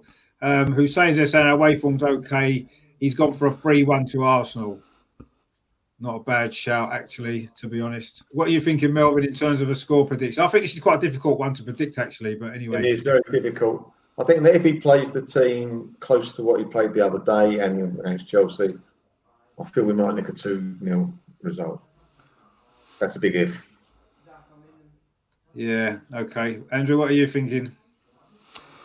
I was going to say 2-0 as well, if I'm completely honest. Just to be different, I'll say 2-1 maybe, if they'll just score, penalty maybe. But I do think 2-0, but I'll say 2-1 just to be different from Melvyn. I'm confident we'll win. I mean, funny enough, on my video I did yesterday previewing the game, I said 2-0 actually to Arsenal as well, which seems to be a favourite score. But actually, the more I think about it, the more I just feel as though Big Sam's going to get them fired up for this game after their result the other night. And I don't know. 2-1 or maybe 3-1 actually, as Hussein said. I might go with 3-1 as well, because that seems like quite a good shout. I think we might get a third goal late on. I think we might be 2-0 up. West Brom will pull one back, and then they'll bombard us a bit, and then we'll get a third on the break in the closing stage. Maybe Martinelli will come off the bench and score the third goal, maybe. But yeah, I'm pretty confident we'll win. Actually, I must be honest. I wouldn't have been 2 weeks ago. In fact, I wasn't 2 weeks ago. I didn't think we'd beat anybody. So I think these 2 wins have given everyone a lift, haven't they? I think it's what we needed. The Chelsea performance was really good, and the Brighton performance was a good away performance. I thought, we kept it tight. We didn't give too many chances away, and then in the second half we stepped it up and got the goal. And if we do a similar kind of method today, later on, I think we can get the win. But I think West Brom are going to come out fired up for this game, because Big Sam would have ripped into them the last 3 days. You can guarantee that. And they wouldn't have had much celebrated at New Year, none of the West Brom players, because I think they would have had their asses kicked after the game. So, be interesting to see how they respond to that, actually. I think they're going to come out flying the first 10, 15 minutes. I think we're going to have to be on our game at the beginning and get through that early stage. And I think if we can keep it a 0-0, then I think from there we can grow into the game like we did against Brighton. And our quality in the final third hopefully can shine through. I mean, Andrew, I did want to kind of talk to you about, obviously, Emil Smith-Rowe. I've not spoken to you since he's been in the team. I know you've been bigging him up for a long time now, and I think he's shown, hasn't he, in these last couple of games, exactly why you've been sort of praising him such a lot in over the last sort of year or so. I mean, what have you made of his 2 performances against Chelsea and Brighton? I thought he was brilliant again in both of those games, actually, I've got to be honest. I think that you've just... What he's shown so far is maybe 50% of what he's capable of showing in the long term, because after he's had a few more games under his belt, I think you'll just see him getting better and better and better. Honestly, genuinely, yeah. I think he's just done a good job so far. He's not been outstanding, but I think that he's getting his full match fitness back, and I think once he's really in full flow, you'll really see the best of Emil Smith-Rowe. Well, like you said, I've been saying for quite a while now that if he gets his chance and a run in the team, he could save us that 50 million quid we were reputedly going to pay for Aouar in the summer. And I don't see any reason why we won't come to see that he's actually a better player than Aouar in the long term. He's got a couple of years Aouar's got a couple of years on Smith-Rowe, age-wise, and yeah, I just think that he's going to be a real star. I wouldn't be surprised if he's going to start playing himself into the full England squad fairly soon as well. But he's not surprised me at all, in what he's doing, because I think you can just tell that he's not a normal youngster. He's not a normal academy player being given his chance. He's got that something extra. He's got that X factor about him. His movement is just so intelligent, and he doesn't even actually have to touch the ball to really affect the game, because of the way he moves in and around the box. It creates space for others. He just draws players away, and that's why I think that Lacazette could actually really, really benefit by staying in the team, because he will score more goals having someone like Smith-Rowe behind him, because he will not have to do that 9.5, 10 role that he was doing previously. And he is a really good finisher, Lacazette. He went through a terrible stage and was in a really bad form, low confidence. But you can see that coming back now. And I don't think that's a coincidence to do with the kids coming back into the team. I really don't. So, yeah, I'm absolutely delighted for Smith-Rowe. I love him. He's one of my favourite players. I think those 3, Martinelli on the left, Smith-Rowe in the number 10 and Saka on the right, that is our best 3 players, and all 3, young. I mean, Smith-Rowe's the oldest at 20, and 2 teenagers. And that is our future of this team. And Arteta's got to start building a team around those 3. And who plays in the centre forward position at the moment? It's Lacazette or Aubameyang by the look of it.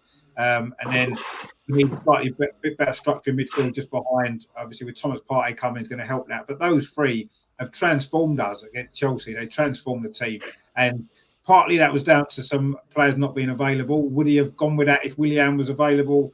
I don't know. We'll have to see what happens today. Now he's available, but they've transformed our team. Martinelli being back in the team transformed us, just against Man City that night when he came back in. And having Saka on the right, Saka's better on the right than Pepe. Although he's left-footed, he'll go past people and cross with his right foot. He did a brilliant one the other day, didn't he? When he put a brilliant ball in with his right foot, he got to the byline, and it was brilliant to see. And that's what he does. And I would play him on the right-hand side ahead of Pepe, ahead of Willian every single game, because to me, he's our best bet on that particular side. Martinelli on the left, got to be a first choice. And Smith Rowe's played himself into this team with those last two performances. I agree with you, Andrew. I think it's what's to come from him, but I thought he's played well them last two games. I think he's been brilliant. He's played well, but I think he can do a lot better. Have you guys seen the picture on Twitter that's doing the rounds today of all the youngsters at training with their arms around each other and just having a laugh? And it's absolutely a fantastic photo. What a photo. And that gives you so much hope for the future. It really does. Exactly. I think Martinelli's got his arms around Smith Rowe and Saka's having a bit of a laugh, and it's just a great picture. And we should be really, really proud of him. Really proud. Yeah. You're saying that he played well, Smith Rowe. I think you're underestimating how well he did play. I thought he was very, very good in both games. Sorry. Yeah. You'll see him improve. You'll see him improve. I'm just I'm not saying he won't improve, Andrew, but I'm just saying he's got so much to give. He was very good, very good. Also, with Saka playing on the right, I think Arteta played him there against Man City in the early games, one of the early games, and he didn't really show, but he's grown into that position. The guy's intelligent. He just doesn't, if he doesn't work out, he makes it work, which is great for any player, let alone a young player. And now I think we've got the problem of the right-hand side is, I think, over. We've had this problem all season. Who's going to play on the right? Willian, Pepe, blah, blah. None of them have really stamped their authority on that position. And now we've got this young kid who's not quite two-footed, but he doesn't mind using his right foot if he's got no other thing to do, where other players would rather come back inside and put it on their favourite foot. He doesn't mind having a go at his right foot, which is fantastic. His right foot against Chelsea, didn't he, Saka? You know what I mean? He chipped the from the edge of the box. I mean, that's what he's got in. That's what he's capable of doing with his right foot. I know he didn't really mean it, perhaps, or whatever he said he did, but I think it was a great goal. I think so, and I think he's a quick and eager learner. Well, at that age, you don't want any more. That is fantastic. And I think you're saying you're going to see a lot more out of Smith Rowe. I think we are. What I've seen is a natural, strong footballer with a lovely touch and a great football brain. Well, I think you're going to see. I don't think Saka's the finished article either.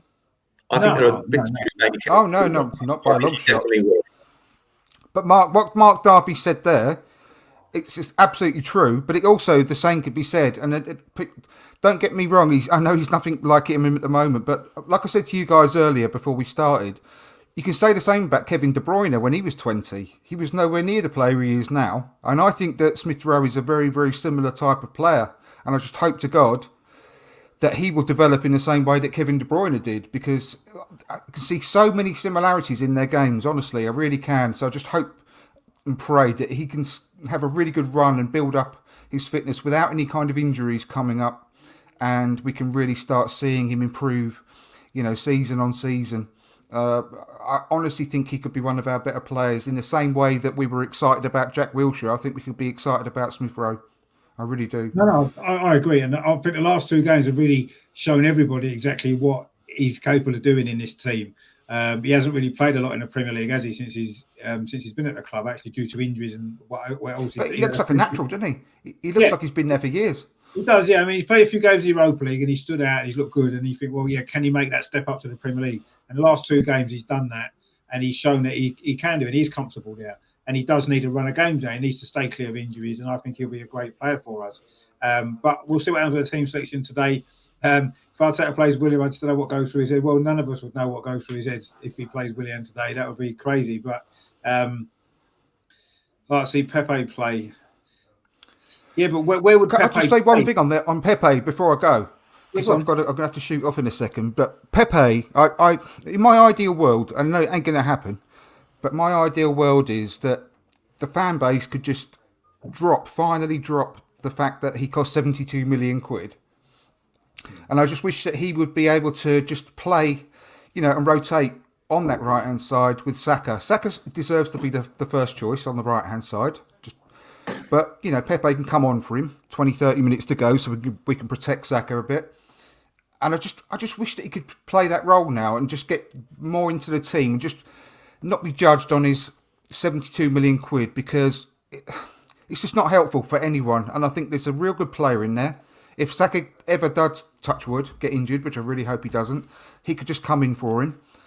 And I just wish that there wasn't this clamour for him to do amazing things week in, week out because of his price tag. I just wish that we could forget it. But I know that ain't going to happen. But that would be my ideal scenario. Get rid of Willian. Even though he's under contract, we can always say, ain't fair play, it hasn't worked. We can sell him for, even if we just get a packet of crisps and a couple of pints out of him, or some, tracksuits. I don't care. But at least just write him off, get rid of Willian, and just use Pepe on rotation with Saka. That'd be an incredible scenario for me for moving forward, because there is a player in Pepe, and I enjoy watching him because, as per the conversation we had about Kanu earlier, those are the sorts of players I want to watch week in, week out, not Willian. I think with Pepe, I've said it before, I don't like him on wide on the right. I think he's better off inside a little bit. I think you see more out of him playing a bit more in the middle. And also, if he wants to get rid of that price tag, I agree, you shouldn't have it over the player's head. At the end of the day, the player's got to do it himself and make people forget about that price tag by performing to such a level that it doesn't matter what they cost. And he hasn't done that for me yet. He beats himself sometimes. He's got to be more. When he beats a player, he's got to get away from that player and not try and beat him again. He's got to not run down alleys, which he does. If he played in the same team as Smith Rowe, I think the game would open up for him. But it would most certainly open up for him in the middle. And those two together, I think, could be quite interesting. When a cowpack gets a thick skin over the top so you can't smell it, well, I'm not going to break the cowpack and start stirring it up again so you can the smell starts coming out again. Regards Pepe. Been through it so many times about what I think about Pepe and how to use him, and absolutely right. He's not a right winger where he should be getting chalk on his boots. He should be playing in and around the penalty box because that's where he's deadly. His finishing is second to none. We've all seen that when he gets that opportunity. But the thing is, he has never. I will never back down from the fact that he's never had a good run in the team and the trust of the manager, and just being told to just give him a pat on the back as he's going on the pitch and saying, just go out there and do what you do best and just show us what you can do. He's just like he's playing with handcuffs on, and he's being restrained from doing what he can do, showing his flair and playing with that freedom to express himself. And I just wish that he could do that and be allowed to do that and be trusted to do that, because yes, he's going to run the ball out of play from time to time. Yes, he's going to put one over the bar from time to time, but I'm happy to take those few moments for the moments of brilliance we also get from him. But I just think he's playing in such a restricted way without the trust of the manager. And that's it, really, what I want to say on that. But like I said, unfortunately, I just have to... I would agree. I would agree with most of it. The only thing I would say is that when Saka's played in the same position, in the same role, Saka just looks so much more comfortable. Maybe that suits him better. That role suits Saka better, probably. And unfortunately, if that's the system that Arteta wants, the right-sided forward player to play, that's the sort of role he wants him to play, then Pepe's never going to shine there, is he, ever? Because it doesn't suit I just think that Arteta absolutely loves Saka, obviously. Everyone loves Saka. But he certainly doesn't love Pepe. I bet you he doesn't get anywhere near the encouragement. I bet you don't get any encouragement from Arteta. You can just tell a mile off. He just doesn't trust him, doesn't like him. It wasn't his purchase, and he's not giving that arm around the shoulder that Saka is. No, I agree. And everyone's different. But he's never had the run of games, like I said, Rich, has he? I don't think he's ever played more than 4 games on the trot in his whole time at Arsenal. I do agree with what Melvyn said just before. I think when he has played, he hasn't done enough to warrant more than 4 games in the team at a time, because he's not consistently producing the level of performance that someone like Saka's been producing in that position.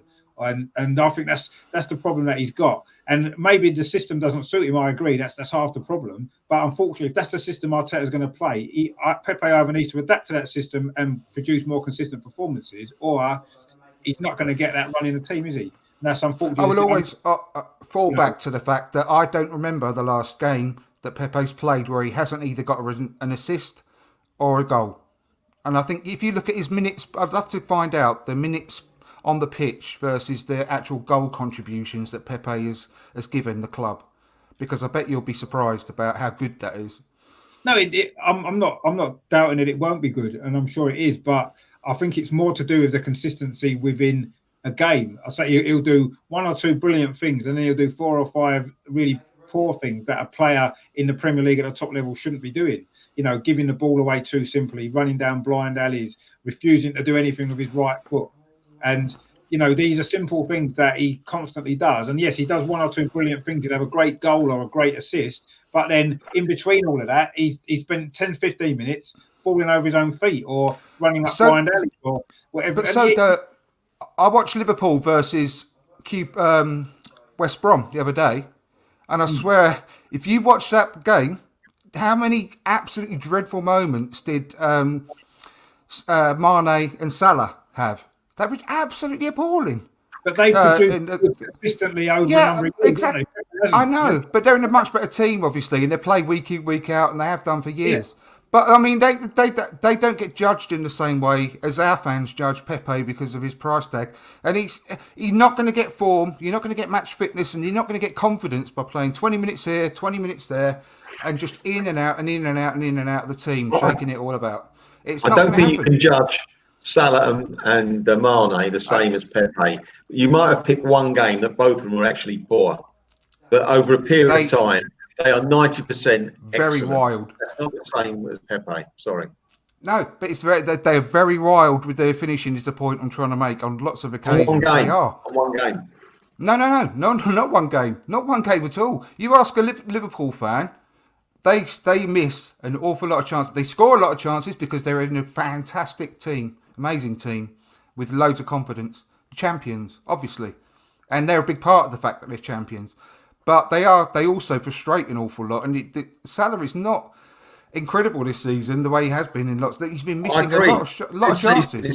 I agree. This season he has been off. A lot of chances. But anyway, it may be a stupid comparison, but I'm just saying that on top of the fact that he misses a lot, he does an awful lot of good, which doesn't get the credit that he deserves a lot of the time. Because he doesn't. Don't you get frustrated with him though, Andrew, at times? Mm-hmm. Don't you get frustrated with him when he's got one man? Of course I do. Of course, but only one man to beat towards the goal, and he can't beat that one man. I put up with that frustration every day of the week, though, rather than watching Willian in the team the way he's been this season. It's as dull as dishwater. He doesn't try, and he doesn't even attempt to do anything skillful. Yeah, it's a low bar, though. It's going to benefit Willian's the team. Low bar. I would rather watch Pepe every day of the week than a player like him, because it excites me.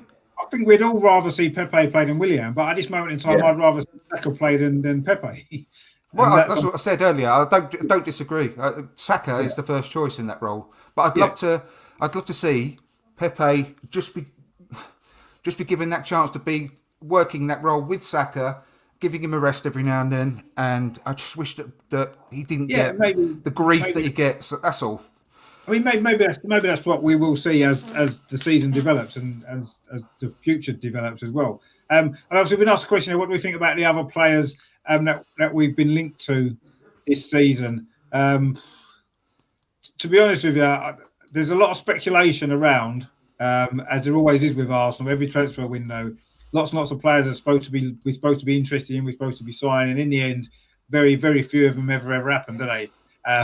There seems to be big movements on the Buendia situation at Norwich. That I think that's probably going to happen if I'm out of all of them. That seems the most likely.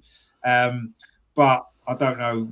To be honest with you, everything else is just speculation for me. And I don't tend to look at something. Oh, are we going to sign this player because we've been linked to them? I don't look at it like that. I just wait until they sign. I think there's 1 or 2 positions that we need, which is I think we need something in midfield definitely. And I think we probably do need another left back actually now with Kolasinac going out on loan. Kieran Tierney is the only left back we've got now, and I do think that's going to be could be a problem. We've got Cedric as well. Hi, Harry. Thanks for doing it, mate. Come on, you gunners, exactly. And Ross is there. But yeah, I mean, I do think we need another left back now. actually, just for cover. Because who else can really come in at left back if Kieran Tierney gets injured?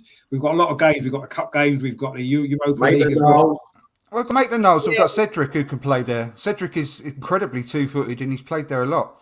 But like I said, I'm really sorry. I'm going to have to go in a second because I've been way over what was. But just quickly, one thing I will say about Isco. I mean, what on earth would be the point in bringing in Isco for 6 months when we've got someone that we're paying 350 grand a week to who could also do that job for 6 months? What the hell? I mean, what is that all about?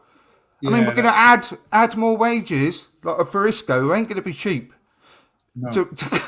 It just beggars belief if that's the case. It was more stupid, and we deserve everything we get if we do that. We'll just bring 6 month loan deal for Isco. Why don't you just bring back Ozil for 6 months? Who knows the club? Who knows all his teammates? There's no settling in period. I just pull my hair out, which I haven't got. We'll bring back that geezer Sanchez we had for 6 months on loan. Was it Sanchez his name was? Sanchez? Was it Sanchez? Take Sanchez back. If he he's never fit, played, yeah. But I mean, no. Again, no, I wouldn't, because we're already paying 350 grand a week for someone to sit on their ass and commentate on the match on Twitter. I mean, just ridiculous. Absolute joke. No, I agree. If we're gonna get Isco in, bring Ozil back, I totally agree with that. I'll tell you one that did interest me a little bit. I know people don't really like him, Diego Costa. I just think he'd give us a little bit of aggression up front. I'd take him on loan to the end of the season, or I'd take him on a short-term contract rather, not on loan because he's out of contract, isn't he? I'll take him on a short-term deal to the end of the season. Diego Costa. Oh no chance. I mean, my God, that's another one. What on earth is the point? I think we do lack attacking options. We've got Balogun who we're just going to let go for nothing. Why don't we just say, Balogun, right, you're going to play between now and the end of the season. And that give him a new contract. That ship's out.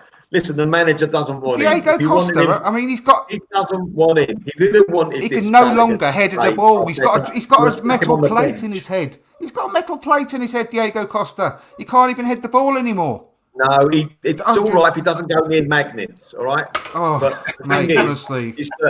I'm going to have to go. Balogun, Arteta must hate him or not want him at all. Otherwise, he would have made him just stuck him on the bench for a couple of games when he could have done. Didn't he do that? At the end of the day, he doesn't thank him for whatever reason. Diego Costa is even worse idea than Isco, and that's putting it somewhere for me as far as I'm concerned. He's a sort of player that we haven't really got enough coverings in the forward positions. I think he could give us something in a short-term deal to the end of the season. Mate. Well, bring in that Moller from the under-23s then if we needed a little bit of extra cover. I mean, I don't agree. Well, why would you pay 200 grand a week for Diego Costa, who can't even run anymore, can't head a ball, because of his? No, I mean, Jesus Christ. But anyway, I'm going to have to go. I'm sorry. Keep well. See you later, mate. Keep well. See you later. Real pleasure. I'm sorry, I've got to go. I do apologise, but it's been an absolute pleasure. Where can people find you? Where do you just plug your channel a little bit as well? Oh, yeah, it's From Dial Square to Where on YouTube. It'll be coming back soon. We've had a bit of a break over the Christmas period, but we'll be coming back soon. And at From Dial Square on Twitter. So please give us a subscribe, give us a follow, and hopefully we'll be in touch again with you all soon. I do appreciate it, Richard. I always love coming on your show, as you know. No, but it's good to have you back. I know you've had a few issues the last couple of times that you've both been coming on. You've not been able to make it, unfortunately, but it's good to have you back on, and I'm sure we'll speak again. I'm sure we'll speak again soon. Definitely. It's going to be busy time coming up anyway as we move into January and in the new season and stuff like New Year. So it's going to be lots of stuff to talk about. So yeah, it'll be good to have you back on again soon. Thank you, mate. Much appreciated. Take care, Melvyn. Stay, Andrew. See you soon. Keep well, mate. See you later, mate. See you later. Take care. Yes, Andrew, I say please check out his channel as well, From Dial Square to Where. There's some good stuff on there when he's back. I know he's had a bit of a break over Christmas and stuff like that, as a few people have as well. But I've got nothing else to do, so I just keep coming up and doing stuff for now, which is good. I do enjoy it as well, which is after battle. Russ had mentioned about Denis Suarez. Yeah, I think that would be another. That's what I meant. Yeah, another Denis Suarez. Yeah, that was a bit of a silly loan, that wasn't it? But yeah, so I mean, I don't know. Let's see what January brings us in terms of transfers. I'm not anticipating too many players, but I do think we need something in midfield to complement Thomas Partey at the moment. Maybe play while he's still injured. I still think attacking options, we don't have a lot. Balogun, for some reason, as Melvyn says, not getting an opportunity, which to me is crazy. When he's come on in Europa League, done well, scored a couple of goals, surely he's got to be on the bench at least. He's not even getting on the bench, is he? When we've not got a lot of other options. I think Nketiah's had plenty of chances and not really nailed down a regular place. Is he good enough? We're not sure. So I'll be certainly looking at, maybe if not now, but certainly over the summer, some sort of covering the forward positions, extra option there as well. And I'll say maybe long term another left back as well, because we've got a couple of unnatural left backs who, as Andrew said, with Maitland-Niles and Cedric Suarez, but we haven't got a natural left back. If Kieran Tierney's injured again for any long period of time, I think that's going to be an issue probably. But anyway, they must feel they've got enough cover there. They wouldn't let Kolasinac go, because he's still been playing, hasn't he, in the Europa League in particular? And not been good enough, Richard. Not been he good wasn't. enough. I agree. He wasn't good enough, which is a shame, because he started off well, didn't he? That his first season, I thought he looked good actually when he first came, and never really worked out, did it, for him in the end? No, not at all. But he's back now where he came from, Schalke. So let's hope he goes back and enjoys the rest of the season. Makes everyone happy, I think. He's happy, good. Everyone's happy. Let's hope so. I mean, even if players don't work out at Arsenal, maybe they're not the best players. I want to see them do well when they leave, and especially if they play in a different country in particular. You want them to do well, and hopefully he can revive his career, really, because I think he's a nice guy, and he looked after Mesut Ozil that day, didn't he, when they were attacked out in the street? So he needs a lot of credit for that as well, because a lot of people had just ran away and hid, and he was quite prepared to save his mate. He showed a lot of bravery that day with the knife thing. Unbelievable. I wish he was braver going forward on the pitch. Yeah, maybe. Yeah, exactly. But his first touch was backwards every time. His first thought was back. It was a shame, because I say his first season, I thought he was good. He scored a few goals and he looked made a couple and all.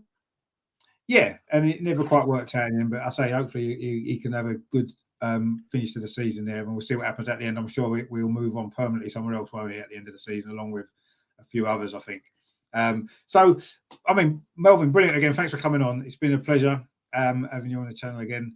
Some great memories again from from obviously West Bromwich Albion games and all their other players as well. It's always great to see your stories, and I'm sure we'll be doing another one soon. I mean, I'm trying to think. Is our next game the FA Cup game next week? I think it's Newcastle, isn't it? Newcastle, yeah. It's the FA Cup one first, yeah. Yeah, the Newcastle FA Cup game, because then we've got Crystal Palace in the league and then Newcastle again, haven't we? Straight after That's that. right, So yeah. Playing Newcastle twice. So we may have to split it up, maybe do like previous players one game and then previous games on the other one, so we can get them both done. I'll do both on the same one, Richard. That's not fair. Well, no, we can do both on the same one then. What we do for the second game, that's the only thing then, isn't it? We'll be a bit stuck. Yeah. But there's quite a few players I've seen on the list for the Newcastle one, actually. I've not even really looked at it too far. Just 3 or 4 straight away come to my head that I can think of. So I'm sure that'll be quite interesting as well, that particular one. So, but yeah, we'll no doubt we'll do that as well. So, I mean, thanks to everyone in the chat as well. Obviously, Russ put a few comments on there. He doesn't fit the formation. No, he doesn't, unfortunately. He doesn't fit the formation. Yeah, up to goodies tonight. Yeah, let's hope we put in another good performance again. Away from home, I think someone mentioned it earlier on in the chat, didn't they? That our away form, I think it was Hussein actually. Yeah, he said our away form's okay. Our away form isn't too bad, is it? Let's be fair. We've certainly looked a lot more solid away from home. In fact, we've kept the most clean sheets away from home in the Premier League this season, as in Aston Villa, with 4 each. So, we are doing okay away from home. Another similar defensive performance like that tonight, and we'll probably win, because I think we've got enough to score against them. I'll tell you one thing I did want to mention. Their goalkeeper, actually. I don't know if have you been watching him much this season, Melvyn? Johnson, his name. He came from Man United. I think he's been brilliant, I think he's been one of the best goalkeepers in the Premier League. I think he would be a good option for a backup for us. Obviously, with our current backup goalkeeper not looking that great, he's somebody I quite like us to maybe look at signing, talking about players that we could sign. It'd be interesting to see how he plays tonight, because he's had a good season for them, I think. And he's impressed me. His shot stopping in particular is really, really good. I'm not too sure what he's like with his feet so much, but certainly shot stopping, I think he's been brilliant this season. He's probably made the most saves in the Premier League, but then he's got a pretty shaky defence in front of him. Exactly, yeah. And Andrew there just nips a little chat there. Yeah, happy New Year to you as well, and everyone else. Yeah, thanks for everyone in the chat. Yeah, so thanks everyone in the chat who's been in. Harry as well was in as well. Great to see Harry in a few. Yeah, good to see Harry. Yeah, brilliant. Doing a TV as well. If you haven't watched him, actually, Military Going to TV, it's good channel he's got as well. Put some good shows out. Definitely check that out as well on YouTube. Obviously, Ryan was in earlier as well. I know you're going to be on Ryan's channel, aren't you? A little bit later on for the watch along. I think he's got quite a busy watch along, that isn't it? I think there's a few people on there tonight. I think what he's got to do, Ryan, tonight, he's got to have the East Stand tonight, hasn't he? He's got so many people on. He's going to have all the seats in the East Stand, yeah. Open the East Stand, or maybe open up the club's level. Oh, club level, yeah. Cup of tea at half time. That'd be all right. Yeah, I'd say that'd be all right. You're going to be tonight. You're going to be in club level. That'd be good. There's a photograph just gone up on Twitter with Brendan Batson on the Arsenal bus when we won the double on top deck bus on the front, holding the FA Cup and League. Brendan Batson. I don't think he played that early. I don't think he played, did he, that season in here? I don't think he played. He played, but he's on. He got a ticket for the bus. Wow, good effort. Amazing. No, it was, yeah. I know that was when he started his career. Obviously, Brownie was in earlier as well, so thanks to Brownie as well. Yeah, good old Brownie. So some good comments there as well. So I thought it's always good fun doing this. So look forward to the next one. So Melvyn, I say whereabouts can people find you on social media? Mr. Arsenal 89. I'm normally on that, and on this channel, as you can't get rid of me. No, I say it's a pleasure to everyone. Saying enjoy the game tonight. I mean, I think we're all pretty confident that we can win now, which is a big turnaround in the last few weeks. Because I remember I was saying a few weeks ago we couldn't see where the next win was coming from, and suddenly one win against Chelsea turned the season around. And let's hope we need to build on this now. If we can win tonight, get a positive result, we can then take them. So we've got obviously the FA Cup games and then some more winnable league games, I think, as well coming up. So we could start a really good run. And, by the end of January, things could look a lot more rosy, couldn't they? And, especially if we do get one or two new players in as well in the window, give everyone a boost. So it's suddenly yeah, it's right what you say, Richard. When you've got momentum, all games look winnable. Yeah, exactly. It makes a massive difference, doesn't it? So that you win one game and you suddenly think, actually, if we play like that, we can win more. And suddenly we've got that now. And let's hope we can build on these last couple of games. And, let's hope that we can, get one over Big Sam as well. Because I say he has some good results against us in the past. But I think we're more able to... Pitch, is he? He ain't on the pitch. Once that kicks off, he ain't on the pitch. So forget about it. Exactly. That's the only thing. But I think we're a little bit more able to cope with a physical challenge now than maybe we were in those years when he had success against us. And I think maybe that might be shame Gabriel's not able to play, actually, because he loves a good physical kind of challenge in the defence, doesn't he? And they are quite a direct team, West Brom. So, but I'm sure we've got enough to win. Let's hope so. Let's hope it's a good game and we produce a good performance. I suppose that's all we can hope for, really, isn't it? And if we do that, I'm sure we can get the result and then move into what's going to be a busy January as well. And I say some winnable games, potentially winnable games. Nothing's a guaranteed win in this league, is it? This season, we've seen the results already. What was the score of that game? Do we know what was the Sheffield United result in the end? They were getting beat 2-0, Sheffield United. I'll tell you what the final score was. Obviously, they're not going to score 2 goals, are they, in one game? I wouldn't have thought. They got beat 2-0. They did get beat 2-0, Sheffield United. They did against Crystal Palace. The guy that used to play for us scored a screamer, evidently. Eke, is it? What's his name? Oh, Eze, yeah. Oh, right, yeah. He scored a goal from his own half. The dribbles, a 1-2, and in we go. Wow. Okay, that'd be good to watch a match of the day tonight then. Yeah. Along with the others. So so I'm doing a watch along. I'll be on live about 7:45 to do that, go through the team news and obviously watch the game. I know Ryan's doing one on the Mr. Arsenal podcast as well. So maybe switch between the two if you're not busy tonight and you want to get some better commentary than you get on BT Sport in particular. You definitely don't want to listen to that. So just watch the game and pop along to ours and watch the watch alongs that we're doing as well. And if you haven't done so already, please subscribe to the channel as well and give it a like as well. There's a few on Facebook, which is nice, and everything else. So do that as well. So I'll be back about 7:45 with all the team news and a build up to kick off for this game tonight. And I say we'll speak to all you guys, sir. I say thanks to Melvyn as well for coming on again. And no doubt we'll do it on again probably at the end of the week for the Newcastle game in the cup next week. I'll try and get a Newcastle fan on. I know loads of Newcastle fans that'll be desperate to come on, actually, so I'm sure we'll be able to get one today. It's a shame, actually, our West Brom fan couldn't make it. Connor, I don't know what happened there. I'm sure he'll. I'll speak to him later about that. Not quite sure what happened to him today, but anyway, not to worry.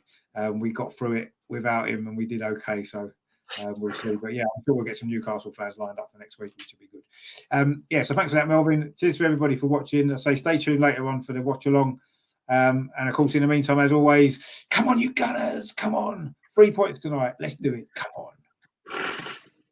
See you later, guys. Thank you.